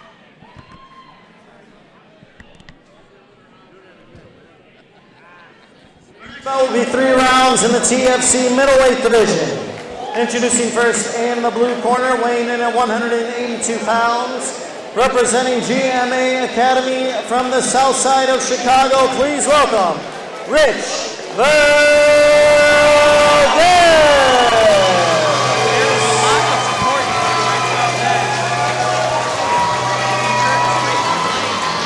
for Rich Valdes. This place is shaking. Very focused, very confident. I spoke with him a little bit off the mats to see how he felt going into this bout. Said he feels a lot more concentrated now. Said he's in a good place mentally. Said he's real confident. He looks really calm coming out. Yes, he does. Be a very interesting bout. And if you listen to this music, this is what goes on in his head. Like, this is all shaking around in his head. Oh, yeah. Rich Valdes, he's a wild man. Great wrestling, pretty good kicks. It's gonna be an exciting match. Utilizes his straight punches very well. He's got some pretty good body shots. He's got a lot of tools. Yes, he does. He's very powerful in the clinch. He's got a good top game. When he fought Tyler Hook in that second round, he was on top the entire time up until the 3rd round. I think we should watch for a lot of angles here in this fight. He cuts a lot of real deep angles with his length. Yes, he does. Very awkward angles, too. Here he comes. Here he is, Rich Valdes. A lot of support here for Rich Valdes. Opponents in the red corner. He weighed in at 185 pounds, representing 10th Planet Chicago. Out of Tanzania, please welcome Maurice, the Black Panther Zakem. 10th Planet stablemate alongside Luis Toledo. Now, is he making his debut tonight? Yes, he is. Maurice Zakem is making his debut. Rich Valdes was actually supposed to fight Tyler Cisco. That bout fell through. Maurice Zakem decided to come up, step up, said, you know what, my teammate's fighting, I should be fighting too. It's a very interesting bout. It's always nice to have Brazilian Jiu-Jitsu versus team effort. wrestling. Yeah. Very interesting bout. Exactly, when both guys actually want to fight, what you said earlier, when both guys really want to fight, that's what makes for a very exciting fight. When both guys really want to fight, Rich Valdes is really looking for an opponent, did not want to pull out of this card. Maurice Zakem wanted to make his debut and said, yeah, I'll do it, let's go. That seemed to be a trend with Valdez's opponents. Things happen. Yes. Injuries happen. Yes. Nerves happen. Yes. He's had a few fighters pull out. For those of yes, exactly. This will be Rich Valdez's 4th scheduled bout, but this will only be his 2nd official bout in the Total Fight Challenge cage. A long road for Richie Valdes. It's been a long road for Maurice Zakem, too. 10th Planet Brazilian Jiu-Jitsu practitioner. See if Rich's wrestling can get it done here. Right off the bat. Good straight right. Good punches by Richie. Good leg kick by Richie. Good leg kick by Zakhem. Good forward pressure by Rich. He's utilizing his length very well. He's trying to keep his distance. Those Good angles. jab. Good lead hook. Good uppercut by Rich Valdes. Good knee to the body. Stuffing it. Maurice Zakhem's looking to clinch. A good uppercut. Oh, good angle. Nice. Good head movement by Rich Valdes. Good straight punches. Right now, Maurice Zakhem's having a lot of trouble trying to keep his weight about him. Good head kick by Valdes. Good head kick by Valdes. Zakhem clinches. Good knee to the body by Valdes. Zakhem's in the clinch. He's pushing. Yes. He's pushing Valdes up against the cage. Good turn. Good punches by Valdes. All of his strikes. Right now, Valdes is really motivated. All landing. He's out of it. Hey, you can't see. It looks like Zakhem. Oh! Zakhem's down. Zakhem's down. Zakhem is down. Rich Valdes. First round knockout for Rich Valdes. First round knockout for Rich Valdes. This place is deafening right now. A lot of support here for Rich Valdes. You know his friend Curtis Razorblades has got to be proud of him. A sign of respect by Valdes. A sign of respect by both guys. It looked like Zakhem's eyes were just out of it. Zakhem looked out of his feet. Zakhem looked like he was out on his feet. He was out on his feet, for sure. 100%. Valdes has gone through a lot just to get this victory. Here's Miguel Flores with the official decision.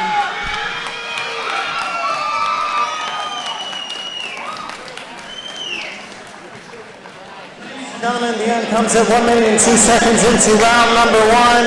For the winner by TKO, Rich Valdes.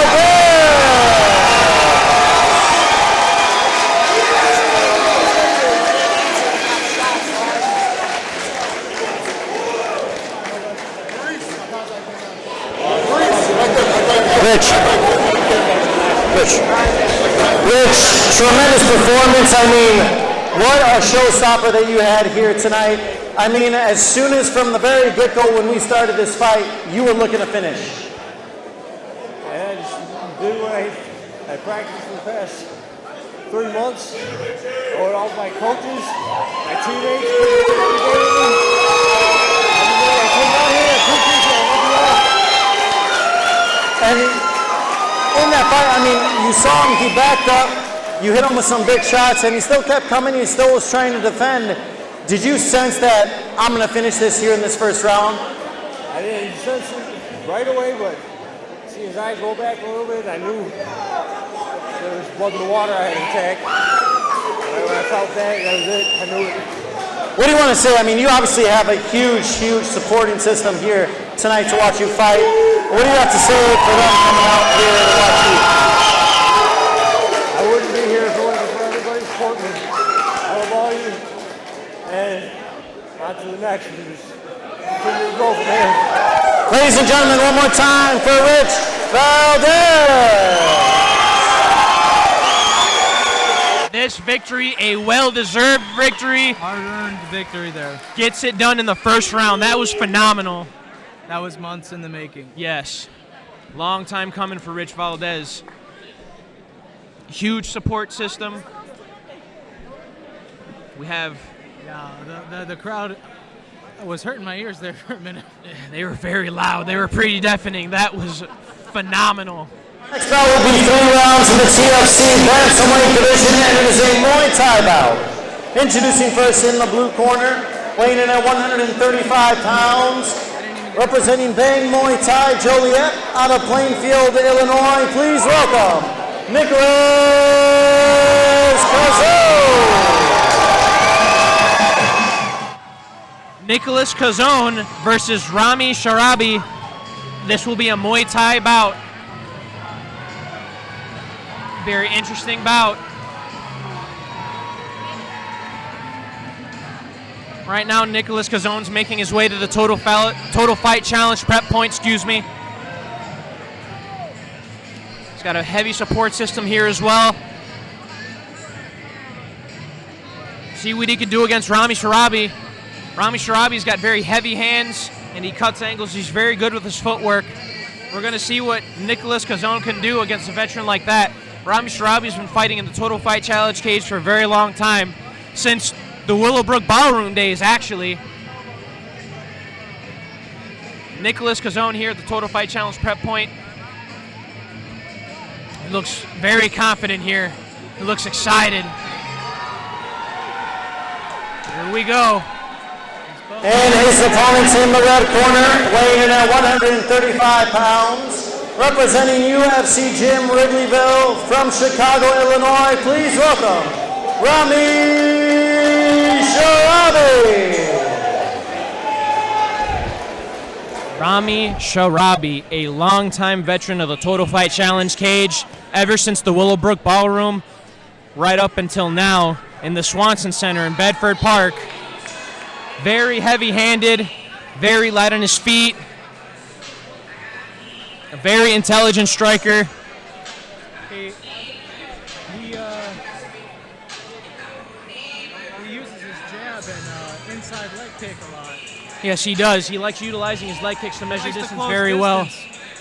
Yes, he does. He's a very intelligent young fighter.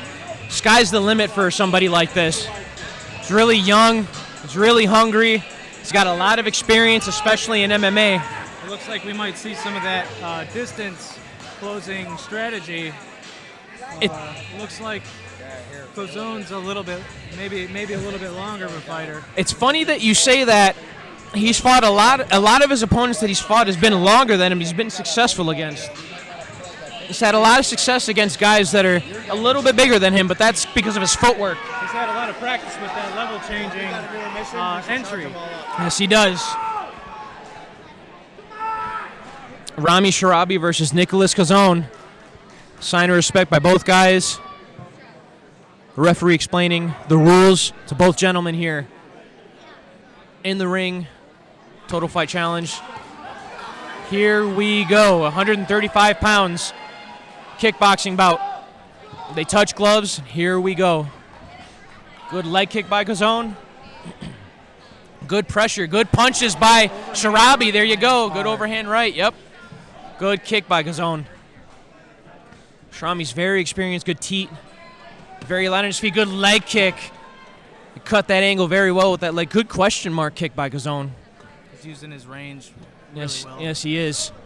Oh, good punches by Sharabi. Good leg kick by Kozon. Exchanged inside leg kick by Sharabi. Overhand right by Sharabi, but that body kick landed for Kozon. Good leg kick by Kozon, but he returned with the right hand, did Kozon. Good leg kick by Kozon. Good, very powerful punches by Sharabi, especially in close. Good dirty boxing up close in the clinch. They break. Referee breaks them up. Good pressure by Kozon, but real good, good leg kick by Sharabi. Again, up in that close distance. Sharabi's either all the way out or he's all the way in. He'll only throw strikes when he knows that they're going to land. But his footwork, his patience, and his experience. He's striking from the outside. Yes, he is. For a smaller guy, he's very intelligent for a striker.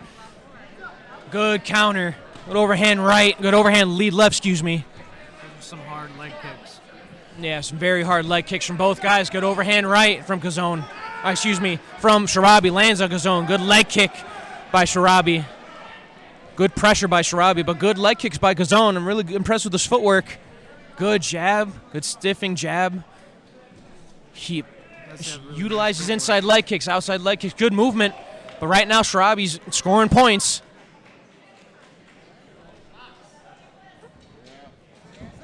Oh, good punch, good counter by Kozon right after Sharabi threw the kick. Kozon came over the top with that overhand right. That's a tough round to call. Yeah, it was a tough round to call. I would give Sharabi the round just due to forward pressure. I'd say due to the strikes that landed. Yeah. The cleaner strikes landed by Sharabi. Kozon was doing a really good job with those kicks. Sharabi was staying busy. Absolutely. Sharabi was very busy with his combinations. Good shots to the body up against the cage. And Kozon, I'm actually really impressed with Kozon's footwork. I think Kozon's just trying to trying to keep that range, and Kozon's trying to get into the zone right now. exactly, he's trying to find that that nice range, that comfortable range for him. He had a lot of success with those leg kicks, inside and out. He needs to get back to that. He had good success with those roundhouse kicks. He's a longer fighter. He was also having success with that jab. Saw a nice question mark kick in there. That was a very nice question mark kick. Very dynamic kicking game, as you see by Kozon. There goes a spinning back kick. He switched his stances, did Kozon, for a little bit. He's got a lot in his arsenal. Oh, good lead roundhouse by Sharabi. Didn't even wind that up. Oh, kick landed below the belt on Kozon. It happens. Accidents happen. Indeed they do. Yeah. Kozon's got all the time in the world. He landed a nice body kick on that exchange. Kozon did. This gives time for both gentlemen to breathe as well. The referee warned Sharabi to keep him high. Things happen when you try to throw an inside leg kick. I'm liking his diverse kicking game.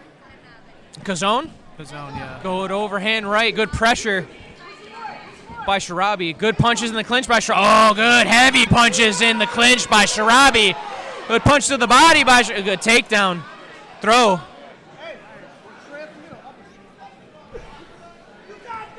Switches to southpaw to Sharabi. Goes back to orthodox. Good leg kick by Sharabi. Another good inside leg kick, excuse me.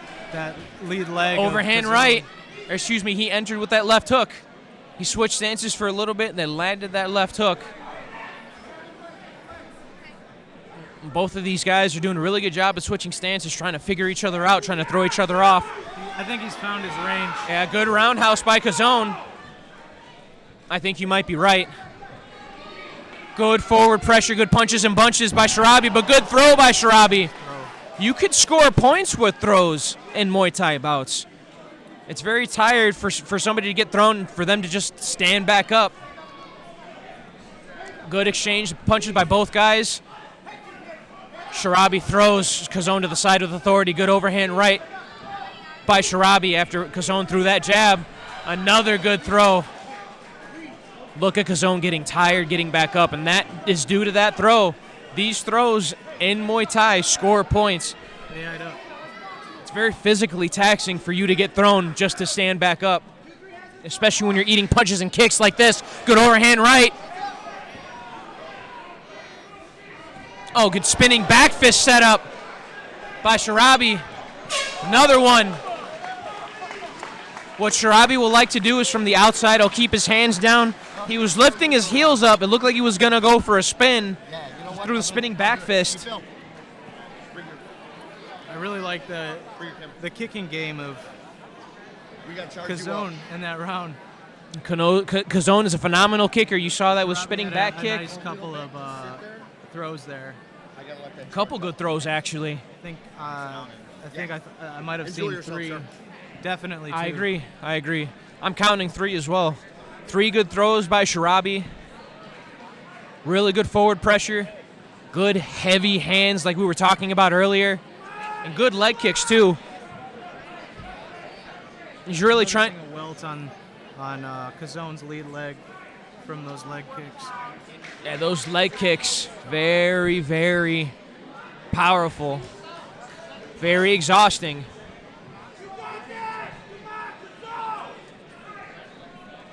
Well, we will see what Kozon can make, what adjustments he can make going into this round. We'll see if Sharabi can keep success with the same thing. Forward pressure, good leg kicks, good body kicks. Another shot to the cup by Sharabi. These things happen, but when you get injured in a bout, when a referee has to set you aside and talk to you, there is no cornering. And the pro and the amateur circuit, you cannot corner your fighter during the intermission of a foul. So while a fighter is recovering from a kick below the belt or an eye poke, there is no coaching. The coach cannot scream across to the fighter for directions until the bout has restarted. Good.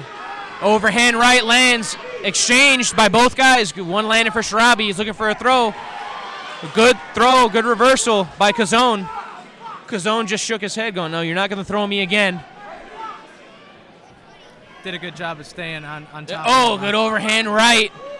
Right over the shoulder. Good leg kicks by Sharabi. I'm really impressed. Switch of stances by Sharabi, by the dynamic attack of Sharabi. Good side kick.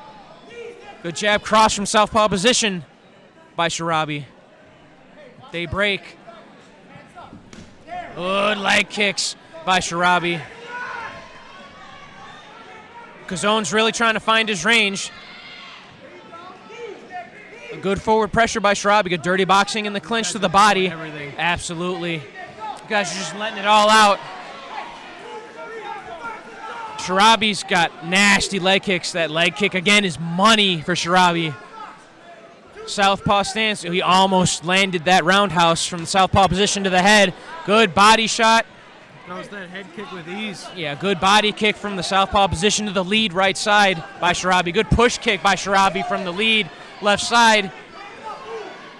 Right now, Sharabi's just putting it on Sharabi. Or Sharabi's just putting it on Kozon, excuse me. Good body kick to the solar plexus. Good lead left hook. Target with that head kick. Yeah, he's finding a target for everything. He's finding a target for all of his strikes. Kozon is exhausted. And it looks like Sharabi recognizes that. Puts pressure on him. Good overhand right. Oh, good uppercut. He missed by Sharabi. Spinning wheel kick. Good attack by Sharabi. And that's it. 9 minutes for the 135-pound Thai boxers. Both these guys are very explosive, very dynamic, very fast. That's through everything. Yes. Very good footwork. Very good clinch work by both men. Both these guys were exchanging a lot of shots to the body. Very good throws by both guys. I'm impressed by the kicking game of both of them. Yeah. You could tell that Kozon has a very dynamic kicking game. Through a spinning back kick, through a question mark kick. Sharabi seemed to hold off on that at the end. Yeah, he wanted to open up a little bit at the end. Yeah. He wanted to show what he could do. Through a spinning wheel kick, was switching stances. A couple young switch kicks, high switch kicks, head Sharabi's a young kid, but he's very experienced. Very experienced. After this fight? Okay. Usually fights MMA here in the kickboxing circuit, gets it done. Here's Miguel Flores with the official decision. Ladies and gentlemen, after 3 rounds of action, we go to the judges' scorecards. All 3 judges saw it the same for your winner by unanimous decision, Rami Charley.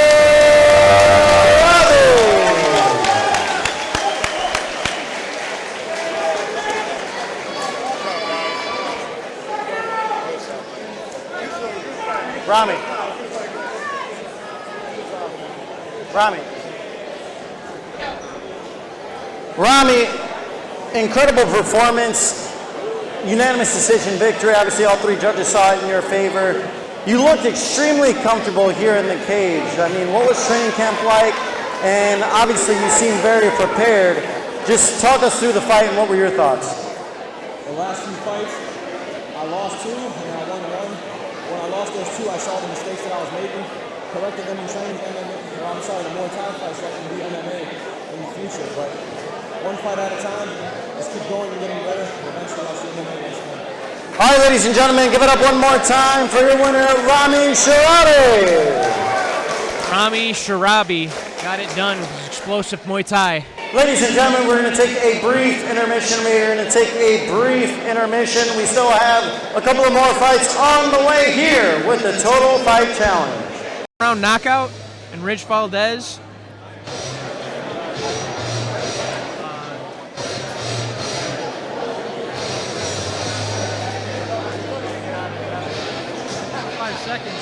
Looked like for that fight, Maurice Zakim was trying to say something to the referee.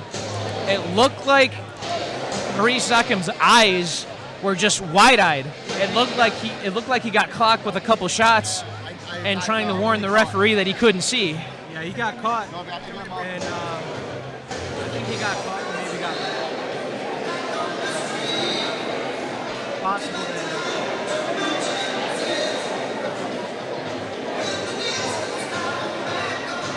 He ate some pretty heavy shots from Rich Valdes.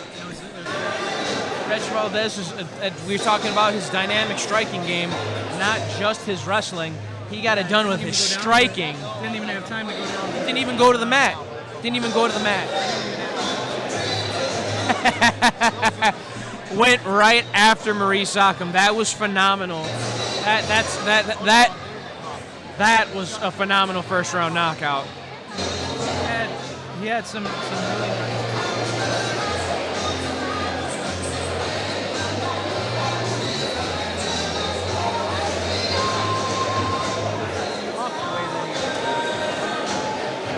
His first fight against Tyler Hook, the first round, it looked like both guys had trouble feeling each other out. Second round, Rich decided to close the distance and negate, trying to gauge the tempo with the distance. So he just tried to utilize the clinch, and he was on top most of the time. Third round of the fight against Tyler Hook, Tyler Hook got the better of the clinch, got tagged with his knee. He was throwing knees in the clinch on Rich Valdez's body. And I don't know what it is about guys that end up in the clinch with Tyler Hook, but whenever you end up in the clinch with Tyler Hook here in Total Fight Challenge, it's draining, it's exhausting. Tyler Cisco was exhausted all 3 rounds. Rich Valdes in the third round ate a lot of heavy knees in the clinch and then got taken down from the clinch, the body lock in the clinch.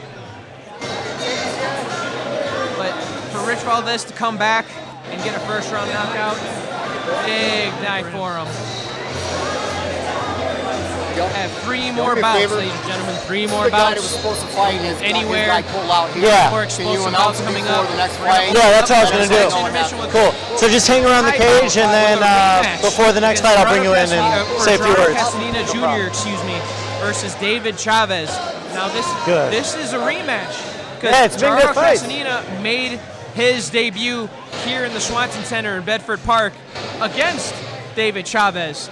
David Chavez had fought Sergio Placencia in an MMA bout in the last Total Fight Challenge. Alberto Garcia fought Gerardo Castaneda Jr. on that same card that same night.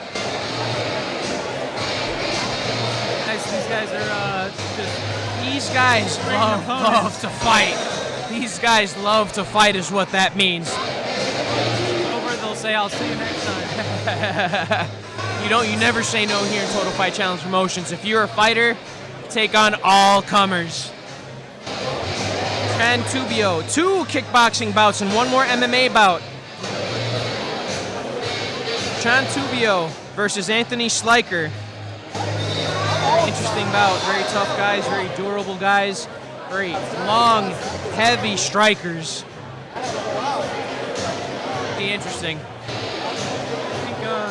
I think we might have got to see a little film on Tubio. Is that right? Yeah.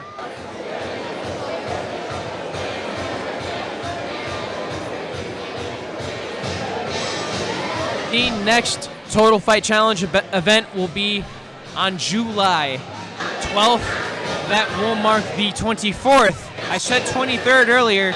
The 24th anniversary of Total Fight Challenge here in the Swanson Center, Bedford Park. Not specifically here, but as long as Total Fight Challenge has been going on, it's been 24 long years. Or good, long years. Long, prosperous years. Excuse me, 24 years. 24 long, prosperous years. In the Midwest.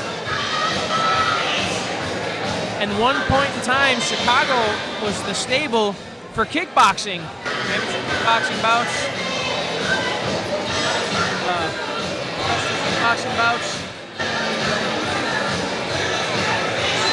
Along that lineage last. If it can keep going.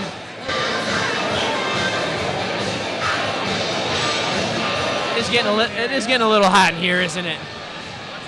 Feeding off this energy in here. There's a lot of people in here. Yeah. Making me all warm. Yeah. I'm dripping sweat myself. All these guys had me at the edge of my seat. A lot of these guys are tough, durable. You know, a lot of these guys are making their debuts, but they fought like they're experienced. They fought like they have a lot of experience. It's actually really shocking.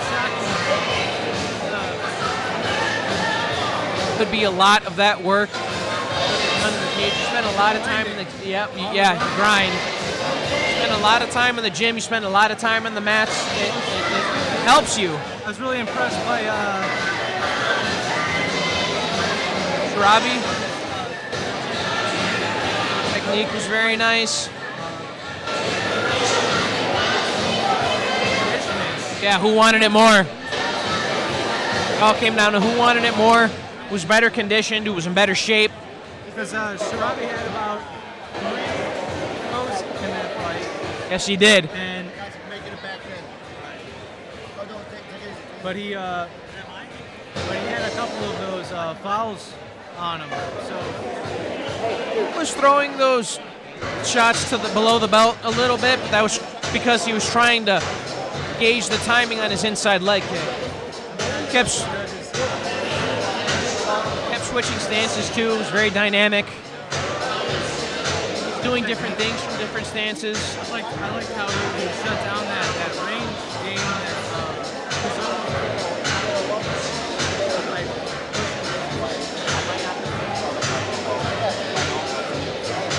I'll tell you at the end he started showing his eyes. I'll tell you what, Kozon has got phenomenal footwork, but he was moving in the same direction. Clockwise, the same direction. Entire fight. He wasn't utilizing footwork to get off on angles, try to defend himself from Sharabi's strikes. He's real smooth. He is. Real smooth. Very fast for a taller man. And for Sharabi to control the distance being a shorter fighter, it's pretty impressive. Utilizing a lot of the kicks. Utilizing a lot of the kicks to set up distance and timing.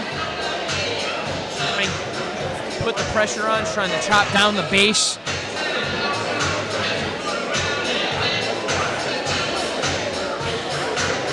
Both of those guys like to throw a lot of kicks when it comes to Chansu and Anthony Sligh.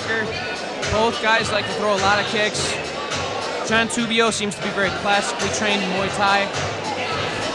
Very powerful leg kicks, very powerful body shots, very powerful body kicks, good knees in the clinch. That fight might not have headgear. We've seen the majority of these kickboxing bouts where both fighters have worn headgear. Chansu and Anthony Sligh might not wear headgear.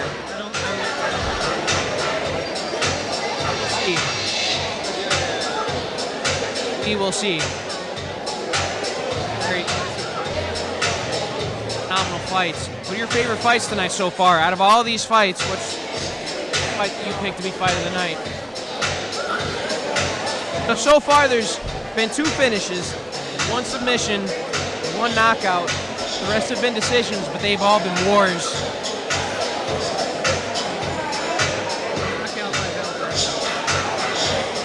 First round knockout.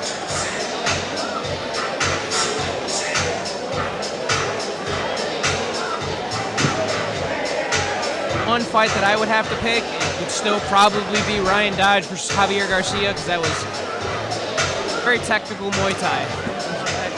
That was a lot of back and forth. That was very technical Muay Thai. They were exchanging blows. Very close fight. These next couple bouts might be very close. Speaking of striking, Kevin Duggan, phenomenal striker. He's got pretty heavy top game, got very good wrestling, and you know what? He's got a pretty phenomenal kicking game too. He's very diverse when it comes to his kicks. Pretty good houses, good teat to the body. His boxing combination from distance too. Very long guy, and you know what? He's really good at closing the distance too. When it comes to clinch control, he's really utilizing the body lock. Hips underneath his opponent to take him down. Really good.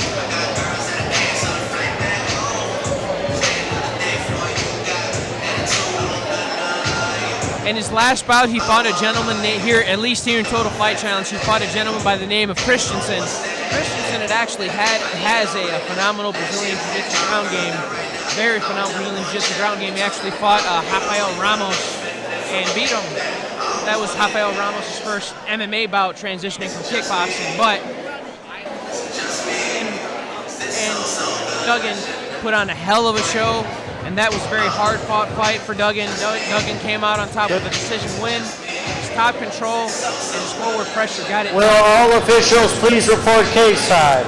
All officials please report cage side. All officials please report cage side. Miguel Flores has announced to the officials to return cage side. That means this intermission is wrapping up. We have 3 bouts left. Ladies and gentlemen, 3 bouts left. Gerardo Castaneda Jr., Dave Chavez, a tie bout. Another tie bout, Chansu versus Anthony Sligh. Another tie title on the line. This next one's 5 rounds? Evan Duggan versus Zach Walker will be for the both 5 rounds? 5-pound MMA bout. Ladies and gentlemen, before we begin our next bout this evening, I'd like to welcome one fighter to the cage, Gerardo G-Man Castañeda, as he was supposed to be on this card tonight. He was supposed to be fighting, but his opponent was unable to go through with the fight due to an illness. So we want to just bring him up. He was ready, he was prepared, he was ready to give all you guys fans an incredible show, and unfortunately he wasn't able to do that. I'm sure he's looking forward to his future fight. So let's welcome in Gerardo G-Man Castañeda to say a few words.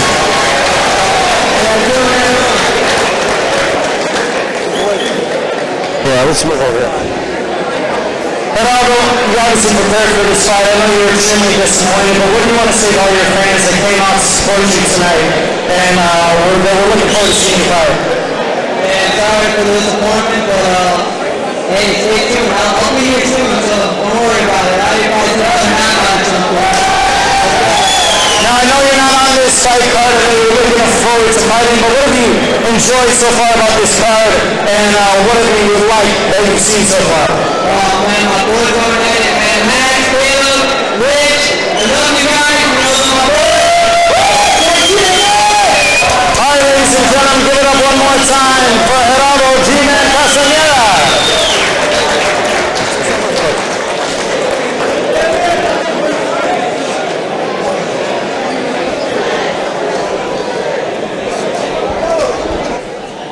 Brian, are we good with the next one?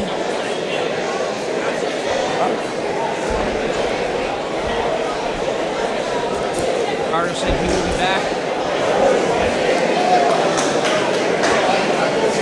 Ladies and gentlemen, we are now set to continue the action with 5 rounds, and it's for the TFC Lightweight Muay Thai Championship.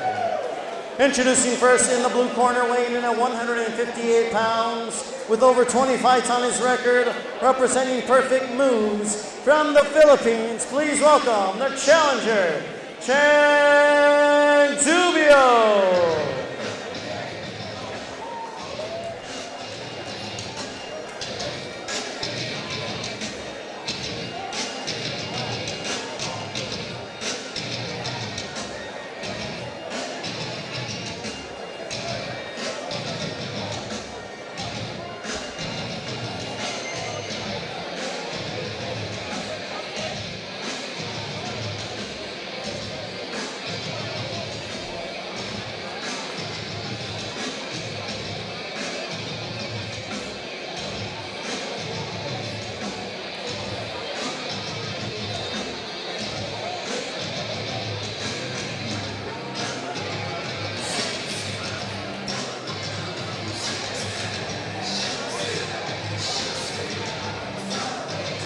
This will be a rematch. Chansu versus Anthony Sligh will be rematching for the Thai title here in Total Fight Challenge Productions.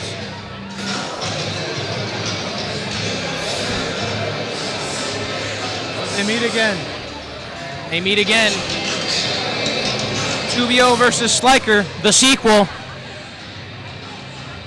Here we go.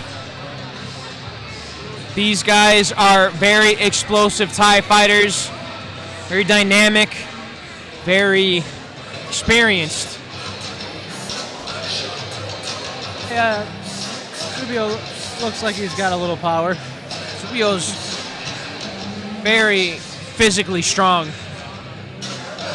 Tubio can control distance very well, and he's got awesome footwork. And his opponents in the red corner weighing in at 160 pounds with 4 victories, opposite of 2 defeats, representing Stegan's fight team from Chicago, the champion, Anthony Sligh. The champion set to defend his title here against Tubio. This is a rematch for the Total Fight Challenge Thai title.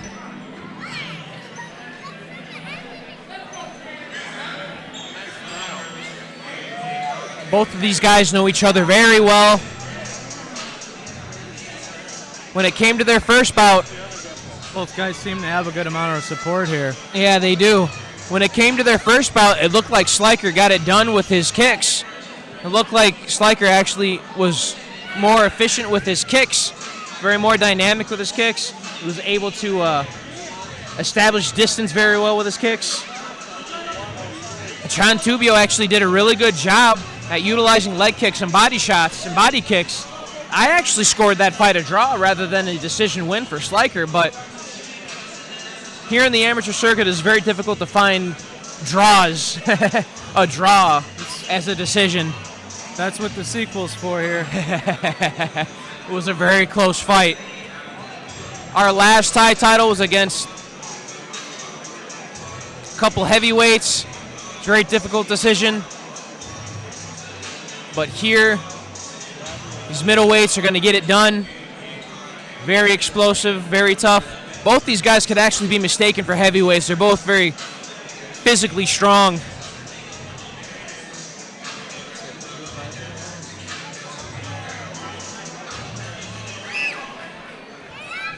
Here we go, ladies and gentlemen.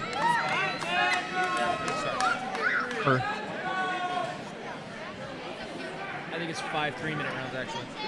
5 3-minute rounds here for the Thai title. Total Fight Challenge Productions. The experienced kickboxers for the Total Fight Challenge Thai title. Technical work here. Very. Here we go. Both guys are ready to get at it. Here we go. Very light on his feet is Sligh. A leg kick by Tubio. Very relaxed as both guys get inside. Leg kick by Sligh. Slicing leg kick by Sligh. Good punches by both guys. Good lead hook by Sligh. Lands on Tubio. Hard clinch. Combo. Good knees to the body. Sligh will lead with his kicks to get off on his boxing combinations. Good leg kick by Tubio. Good body kick by Sligh. Good return. Good punches by Sligh, and that was right after that body kick had landed.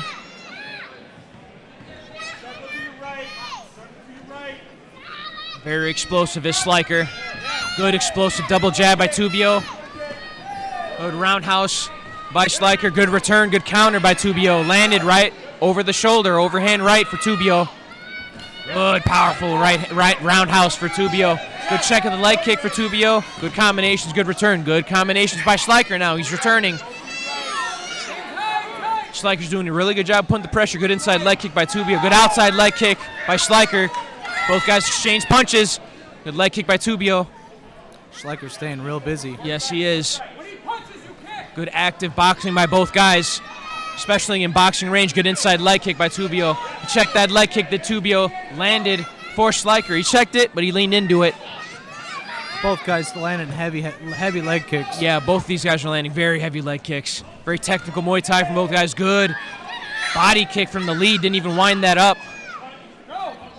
Good angle with that body kick. Good right hand by Tubio. Snuck it through the guard.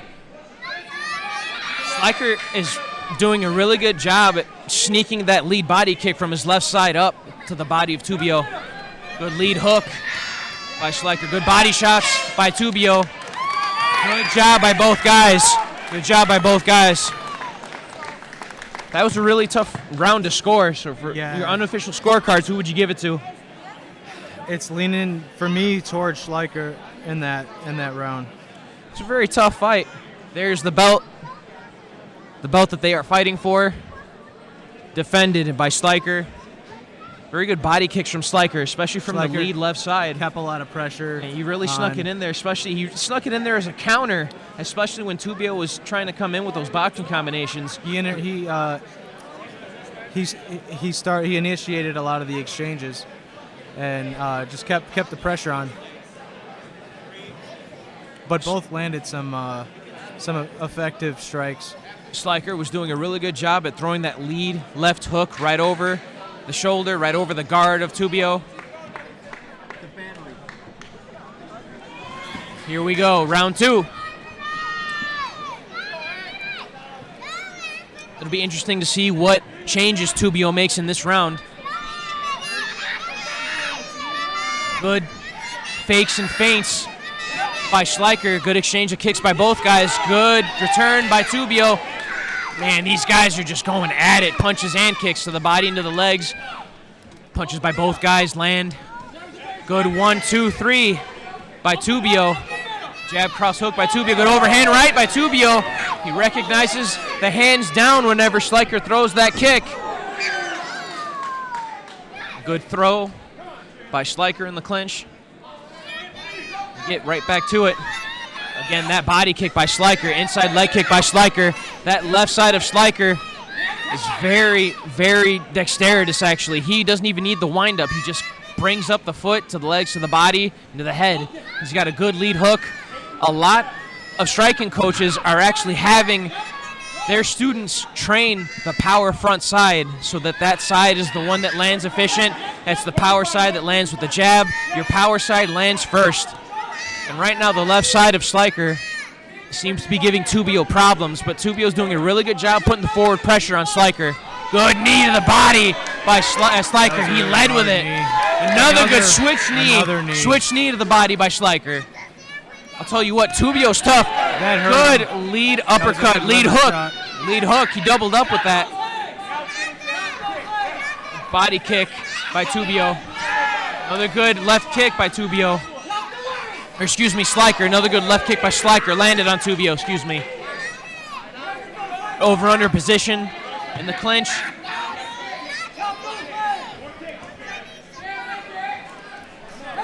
Good teat by Sligh. Good jab, good 1-2. Good punches by Sligh.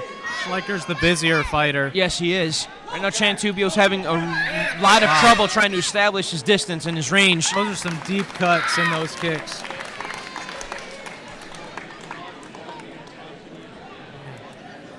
Tubio's having a lot of trouble entering boxing range. That's his danger zone. That's where he lands the most damage, is to the body and to the legs. Tubio seems to have a lot of trouble getting in on the defense of Sligh, but that's because Sligh's phenomenal with his lead side.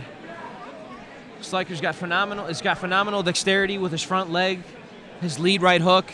He cuts that angle very well. And both guys are taking some punishment right now. Yeah, both guys can take some shots. Tubio's trying to explode with authority. They're both trying to land hard. Yes, he is. Seconds out, ladies and gentlemen, here. Third round.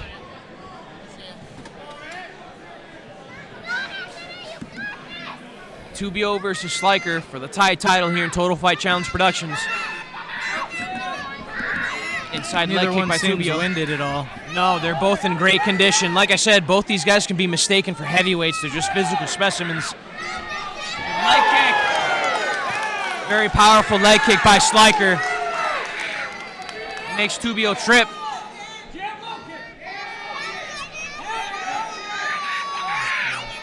Leg kick by Sligh lands below the belt on Tubio. It happens. Accidents happen. Human beings make mistakes. It happens.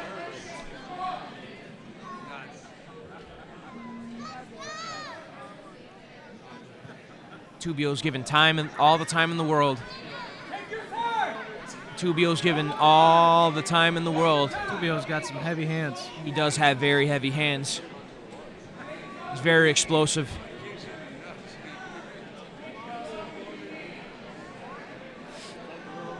Sliker's patiently waiting. Again, there's no cornering. There's no coaching from either corner when it comes to moments of foul in the cage. Tubio seems to be having a lot of trouble recovering from that shot below the belt. When those kicks land below the belt, they land hard. How do you feel? These guys wear cups, but even when you spar or you're fighting, a kick lands on a cup can only do so much. It sends a shockwave.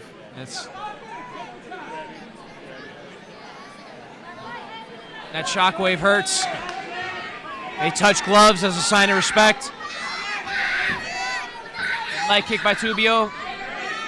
Good return by Schleicher. Another good return by Schleicher. Good return by Tubio with leg kicks. Good leg kicks. Good boxing combinations by Schleicher. Good body shots by Schleicher. Leg kick by Tubio. Good movement by Schleicher. Good shoulder roll to evade those boxing combinations from Tubio. And like you said, Tubio's got some very heavy hands. I like Tubio's countering.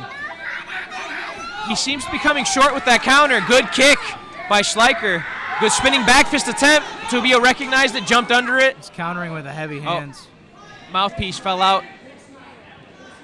Mouthpiece fell out for Schleicher. It happens.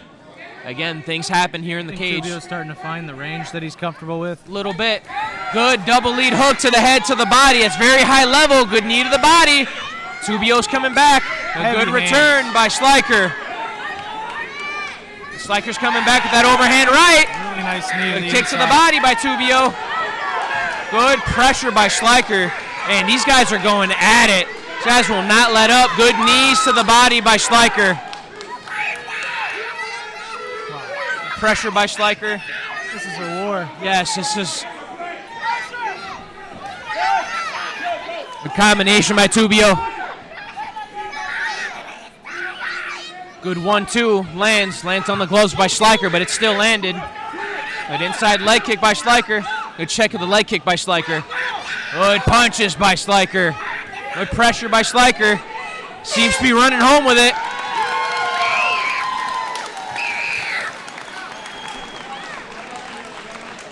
Round 4. So far, I have to give it to Schleicher. He's been more efficient with the strikes. He's landed the more clean shots. He's landed the higher volume of strikes. I have to agree. And he's been putting the pressure on Tubio. Although those strikes from Tubio are landing really hard. They are. They're Powerful. landing with authority, and they're landing very hard. I think it's starting to have an effect on Schleicher. Schleicher can take a shot. Schleicher can take a shot. A lot of these guys have chins. A lot of these guys can take a lot of heavy strikes. Rich Valdes just hits hard. Absolutely. Timing, power.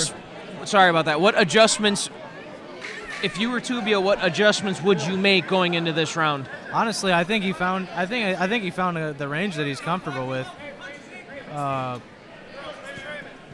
It seemed like at first he was having trouble closing distance or a distance issue, but at this point, he's landing. When Tubio's in close, he's landing, and he's landing with authority. When Schleicher is at distance, he is landing with authority. So it's the range versus the distance of Tubio and Schleicher. Schleicher's got the range. Tubio's got the distance. Good combination by Tubio. Good jab by Schleicher. Good jab by Schleicher. Good leg kick by Schleicher. Jab, leg kick by Schleicher like a sniper. Schleicher. Double jab. He's trying to keep Tubio off of him. A powerful leg kick by Tubio. Oh, good knee to the body by Schleicher. Slices that knee to Schleicher right through the middle. Referee breaks him up. He's landed some really good knees tonight. Yes, he has. Oh, good overhand right by Tubio. That seemed to hurt Schleicher. Good return by Tubio.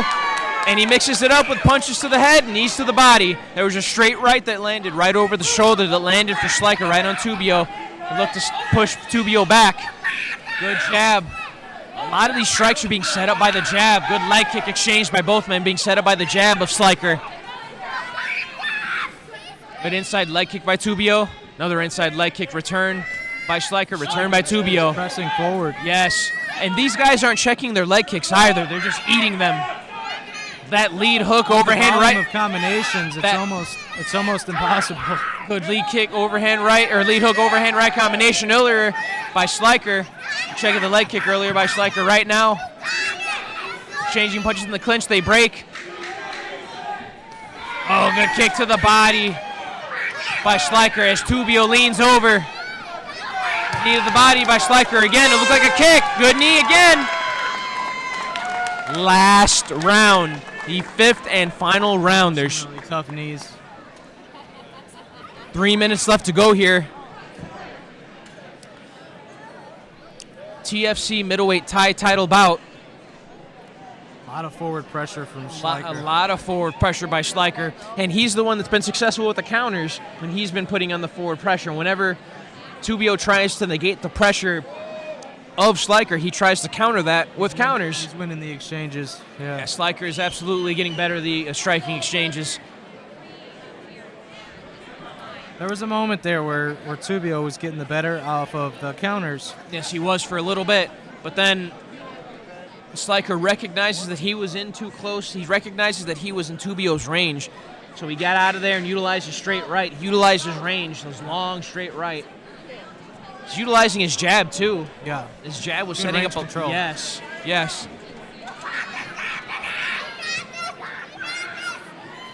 Good support by both fighters. Sign of respect by both guys. Good body kick by Sligh. Good lead hook by Sligh, too. Sligh really does like to lead his combinations with kicks and end with punches. He switches stances for a little bit. Lead hook. Goes to the body, into the head. Peppers him up. Good overhand right by Tubio. It looks like Tubio's just throwing 2 or 3 strikes, whereas Schleicher's throwing 3, 4, 5 strikes. And these kicks are like the bread, and Schleicher's punches are just like the meat and potatoes in the sandwich. Right now, he's just going to eating town them with up. those knees. Right now, he's just eating them up. Good lead uppercut, good overhand right by Tubio. He seems to be looking for that. It looks like he's telegraphing that, too. Sligh sees that overhand right coming, but it still lands for Tubio. Good lead hook to the body by Tubio. Leg kick by Sligh. Very powerful, fast leg kick by Sligh. Jab by Sligh, return leg kick. Good inside leg kick. Good body kick by Tubio. Spinning back kick lands for Sligh. Good lead kick by Sligh. Right now, Tubio's tired. Tubio's really tired right now. He's trying to hang on. Right now, his punches are running through mud. A lot less explosive than he was. Good calf kick by Sligh, the lead kick. Another good calf kick by Sligh. The outs this time with the rear hand, or rear side. Good overhand right by Sligh. Good lead hook by Sligh. Sligh just seems to be having his way with Tubio in this round. Good jab to the body by Sligh. Another good kick to the body by Sligh. Inside leg kick. He's just finding these openings. He's finding the... Oh! Lead hook by Sligh knocks down Tubio in the last 10 seconds of the 5th round. That's it. It was a knockout victory for Sligh with the lead left hook. Lead left hook landed for Sligh.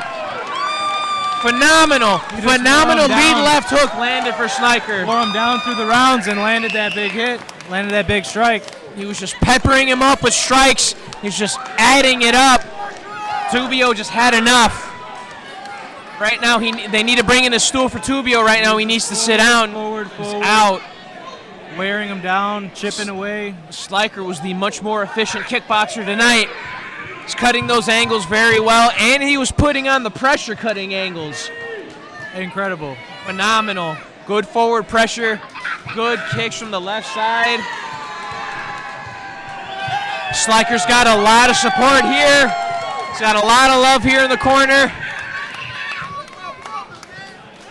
Phenomenal fighter. Phenomenal kickboxer is Sligh. So many combinations, very diverse. Very diverse striker is Sligh. He just didn't stop.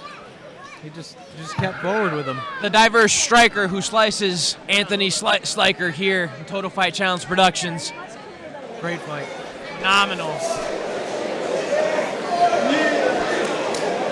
Conditioning's off the charts. Go 15 minutes with somebody like Chansu, very powerful, very strong, and then to finish him in the last few seconds of the very last round. We're ready. High-level Muay Thai. Here's Miguel Flores with the official decision. Ladies and gentlemen, after 5 rounds of action, the end comes at 1 minute and 59 seconds into round number 5. Free winner by knockout and still the TFC Muay Thai lightweight champion, Anthony Sligh.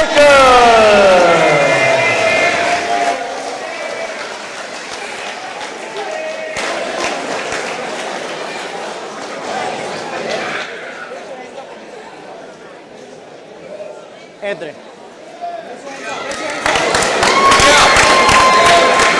No interview? All right.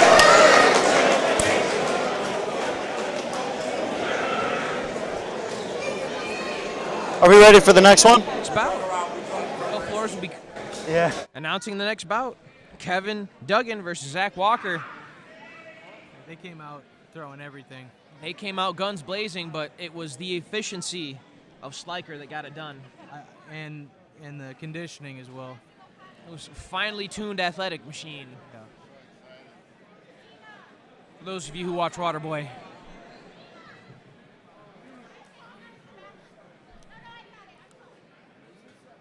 We got Duggan, Walker next. Kevin Duggan versus Zach Walker. 5-pound title. Oh. Yes.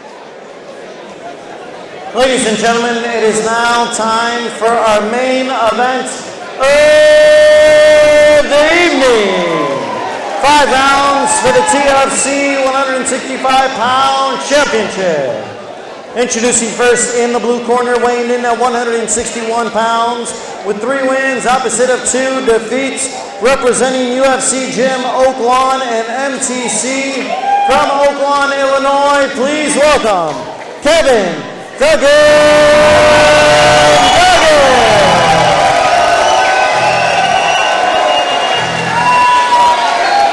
Got a lot of support. He's coming out with Dropkick Murphys.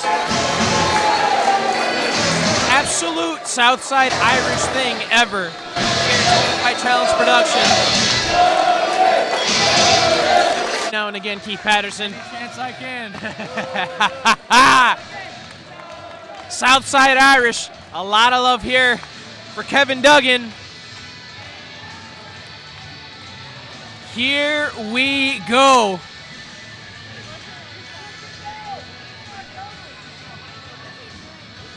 The Irish flag being flaunted by Kevin Duggan.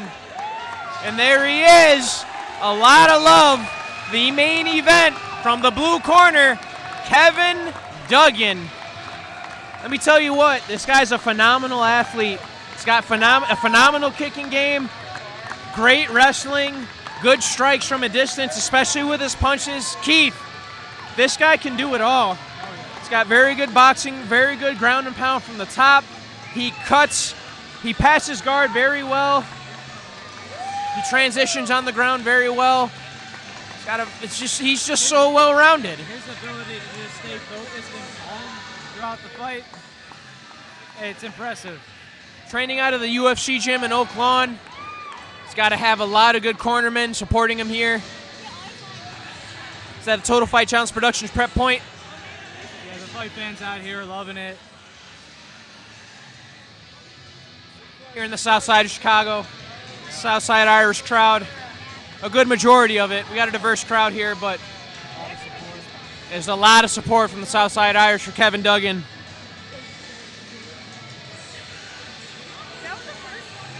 Against Zach Walker.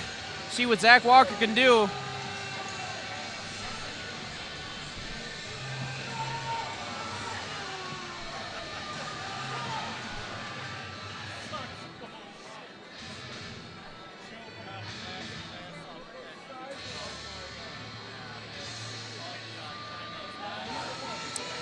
Kevin Duggan steps into the Total Fight Challenge cage. And his opponents in the red corner, weighing in at 164 pounds, with 1 win and no defeats, representing Underground MMA out of Colfax, Illinois. Please welcome Zach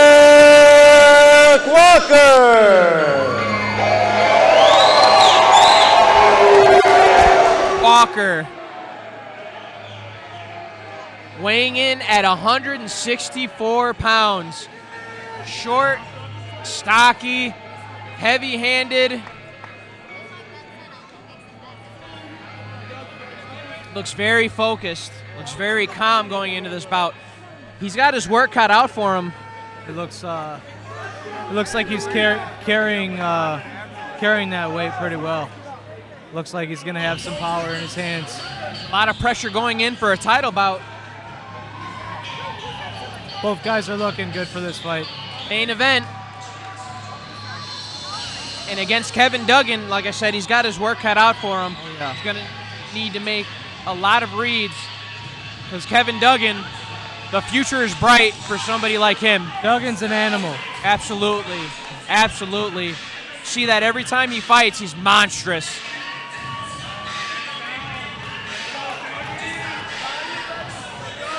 This is a very... Walker looks up to the challenge.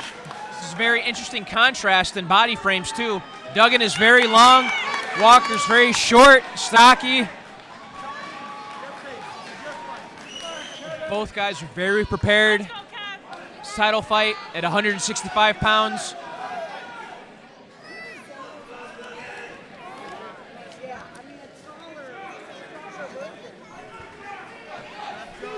Round 1.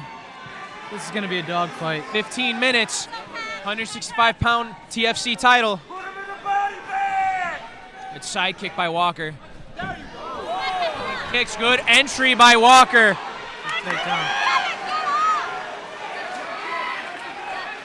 A takedown by Walker. He's got the legs clasped.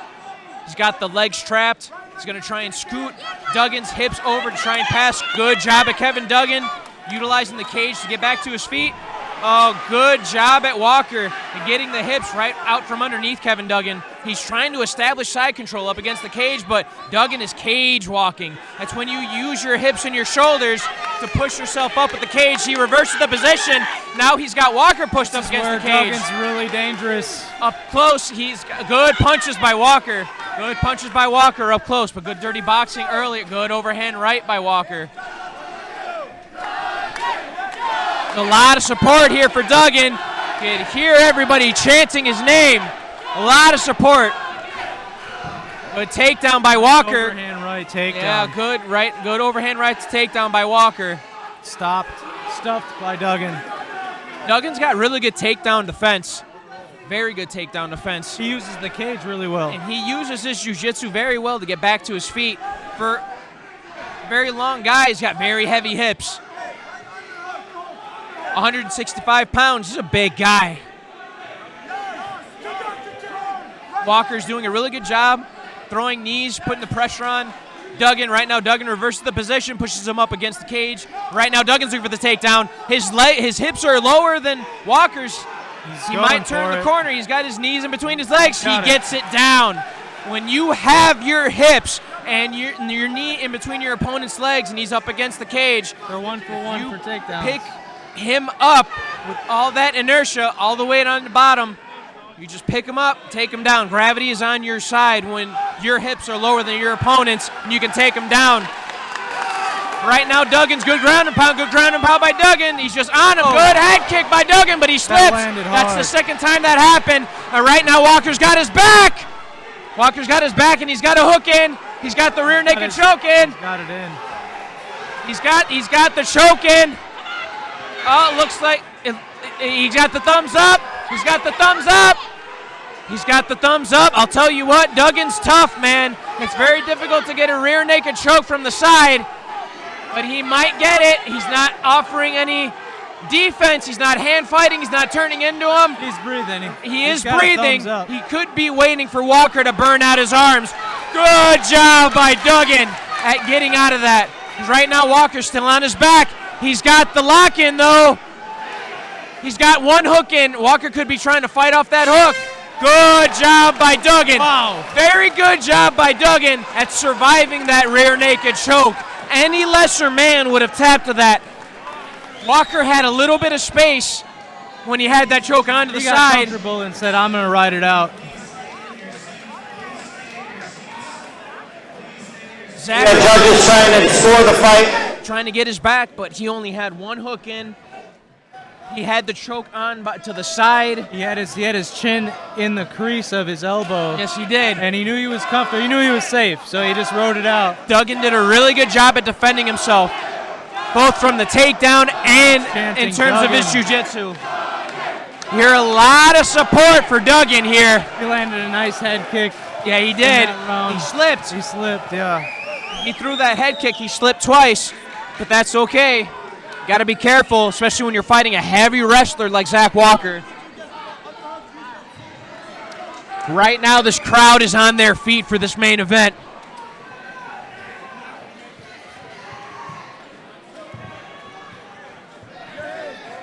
Here we go.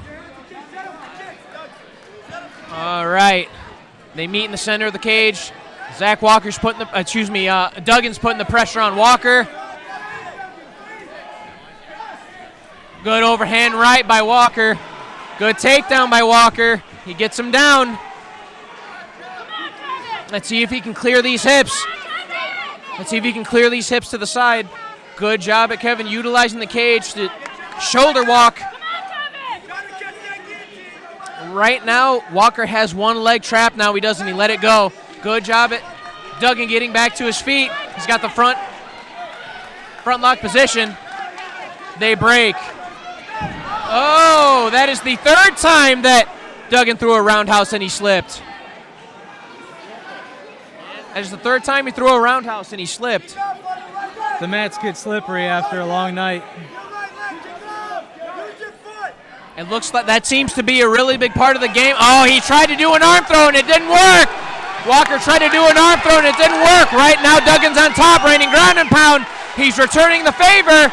He's hovering over him, pushes him up against the cage. Good punches and bunches by Duggan. For a long guy, Duggan can really fight up and close. Those pretty well. Good takedown attempt by Duggan. Good drive by Duggan. He's trying to peel the legs out from underneath Walker. He gets him down. Duggan gets Walker down. He looks like he's trying to advance to mount. Right now, he's got his legs trapped.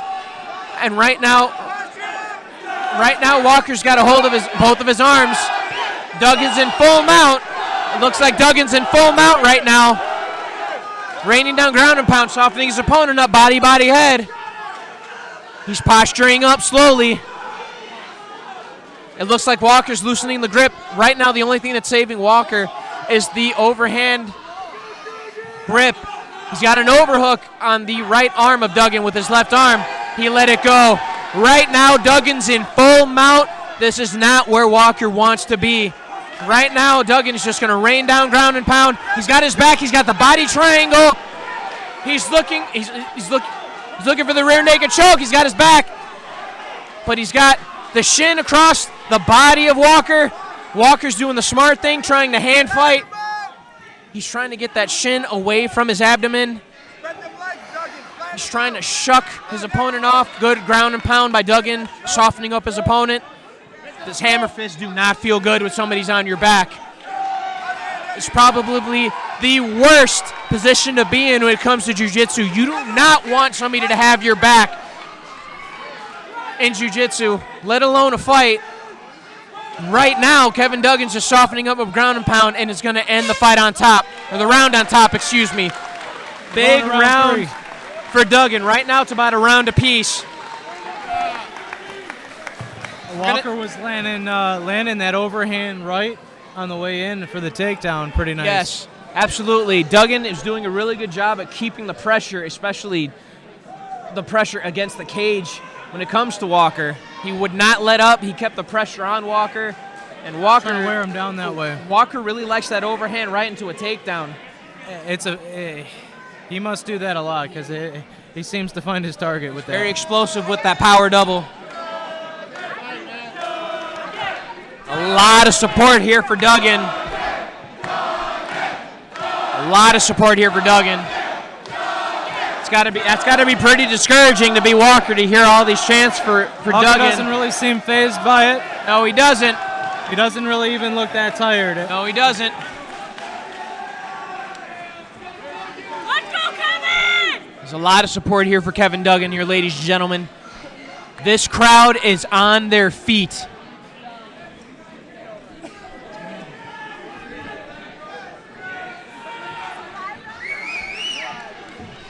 Here we go, round number 3. Good forward pressure by Kevin. And good return by Walker. Good inside leg kick by Walker. Good outside leg kick by Walker. He's got his hands down. He's got to be careful. Duggan can recognize that and sneak something over the top. Oh, good overhand right by Walker. But good takedown attempt. He's really good at getting the takedown up against the cage, and he gets it. Kevin Duggan is doing a really good job at engaging in the clinch, getting the body lock, dropping his hips lower than Zach Walker's, popping his hips up, and then utilizing the pressure of the cage to get his opponent down. It's very intelligent. Very intelligent fighter is Kevin Duggan. Very intelligent fighter. Right now, they're in half guard. Very loose half guard, by the way. Walker looks like he's staying relaxed. Yes, he is. Duggan's on top, trying to advance. He's trying to advance to mount. And Walker recognizes that and gets a butterfly in. He's trying to get a knee in, trying to get back to half guard. He's in a very loose half guard right now. But right now, Kevin Duggan's trying to advance. There's the cheers from the crowd again. Yeah, up against the cage. Duggan's trying to advance position. If he can clear that right leg, he'll be in side control. If he can clear that right leg and move to Walker's right side, he will be in side control. But right now, Walker's very powerful. He's got a hold of an arm, he got a hold of a head right now.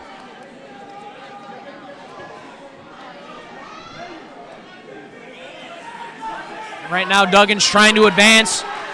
He's trying to advance. He gets the knee down. He gets full mount. Walker gives up his back.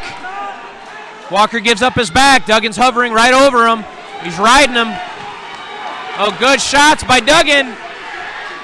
They're back to their feet. Good job at Walker getting back to his feet. Good leg kick by Walker. It looked like a straight punch drop Walker. He went in for that takedown. He's deep on a single leg. Looks like he's going to try and turn the corner. He does. He turns the corner. Right now, Duggan's on his butt. However, he's not giving up. This isn't even technically a takedown, not until his shoulders touch the mat. Right now, this is still Duggan defending. But Walker's on top. Who knows how the judges are going to score this bout. Duggan was on top most of the bout, but right now, Walker's ending on top. Real smart by Duggan not letting his back touch the mat like that. Yeah, that wasn't even truly technically a takedown when Walker had initiated it. When your shoulders don't hit the mat, it technically isn't a takedown. Why? Because you have the potential to defend yourself, especially up against the cage. You have the potential to create a frame with your elbows and your forearm. Do a really good job at utilizing the cage to shoulder walk and cage walk. He's got very heavy hips for a long guy. Both guys are doing a really good job. Both guys are very experienced. You hear the crowd split actually now between Walker and Duggan.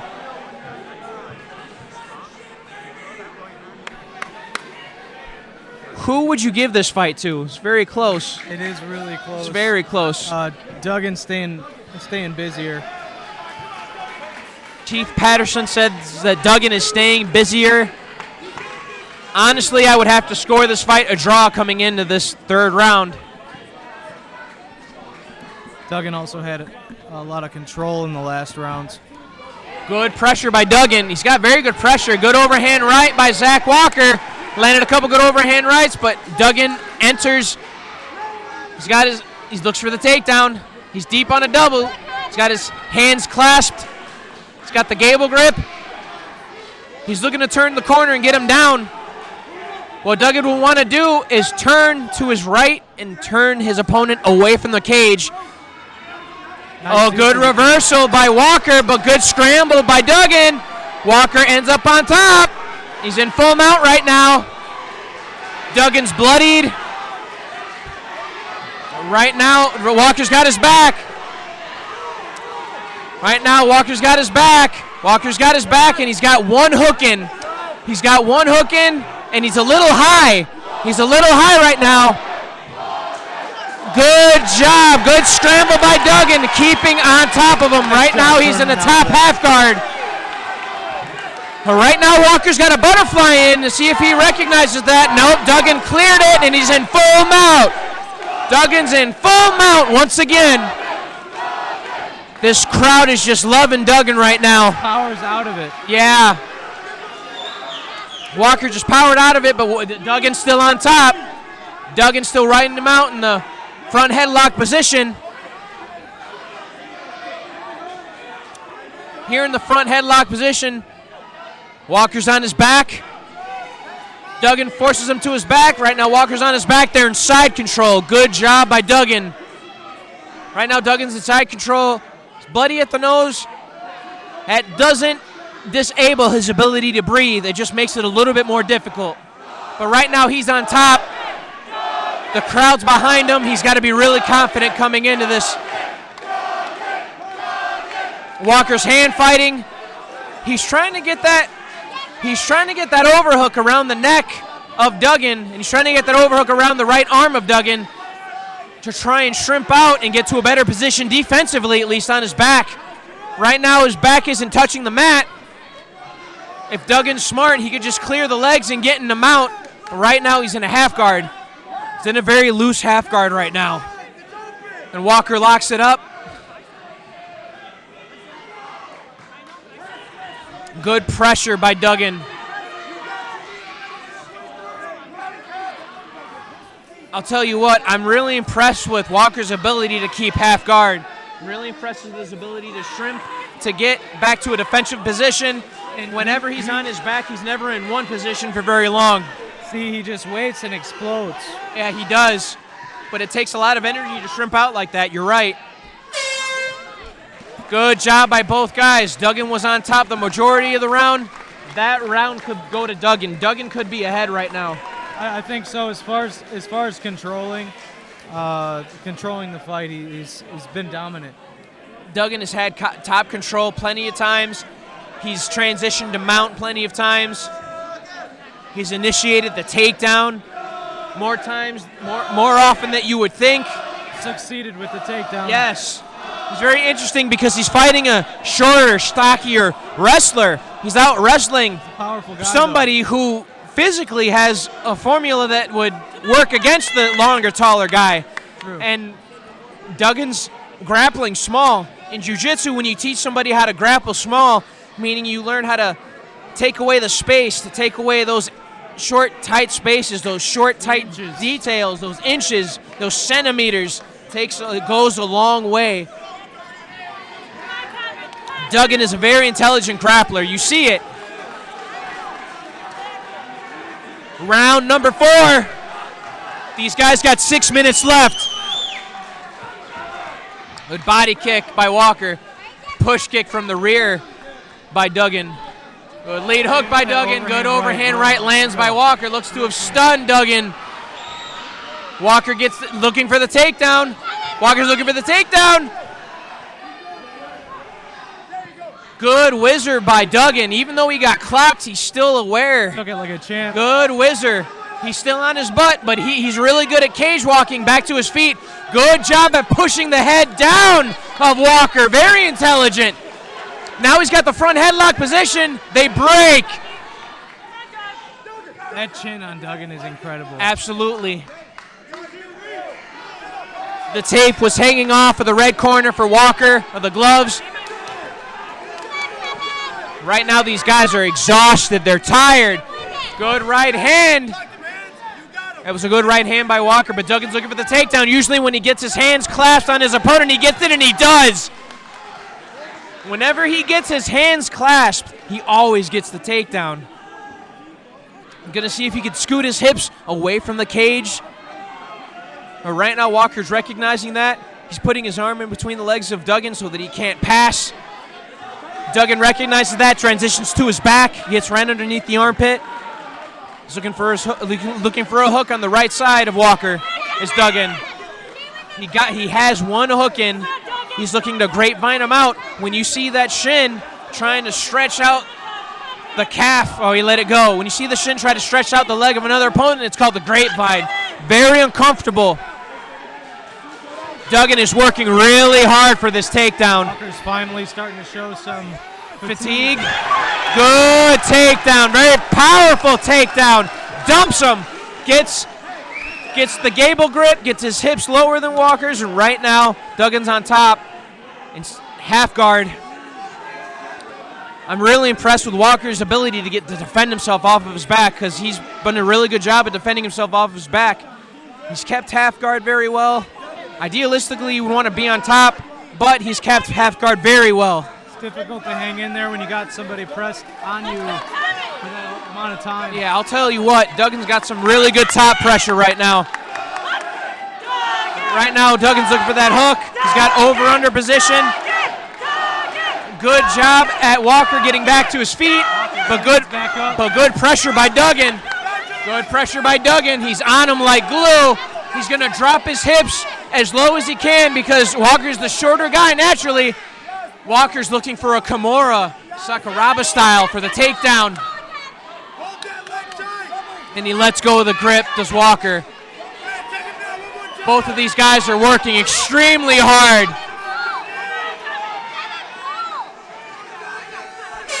Good round by both guys. Good round by both guys. Good round by both guys.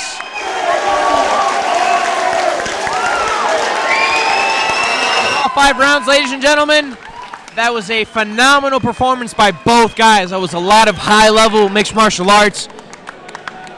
A lot of high-level Brazilian Jiu-Jitsu. High-level wrestling. Both these guys dug extremely deep. Both of these guys dug extremely deep. Kevin Duggan has a lot of support here. This crowd is deafening.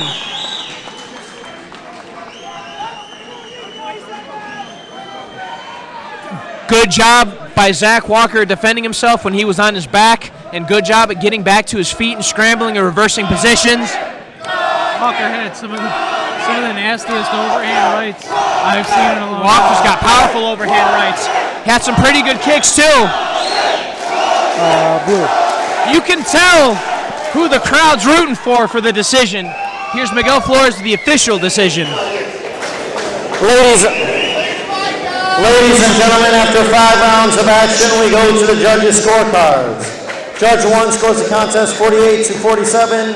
Judge 2 scores the contest 49-46. And Judge 3 scores the contest 48-47. All for your winner by unanimous decision. And now the TFC champion, Kevin Duggan.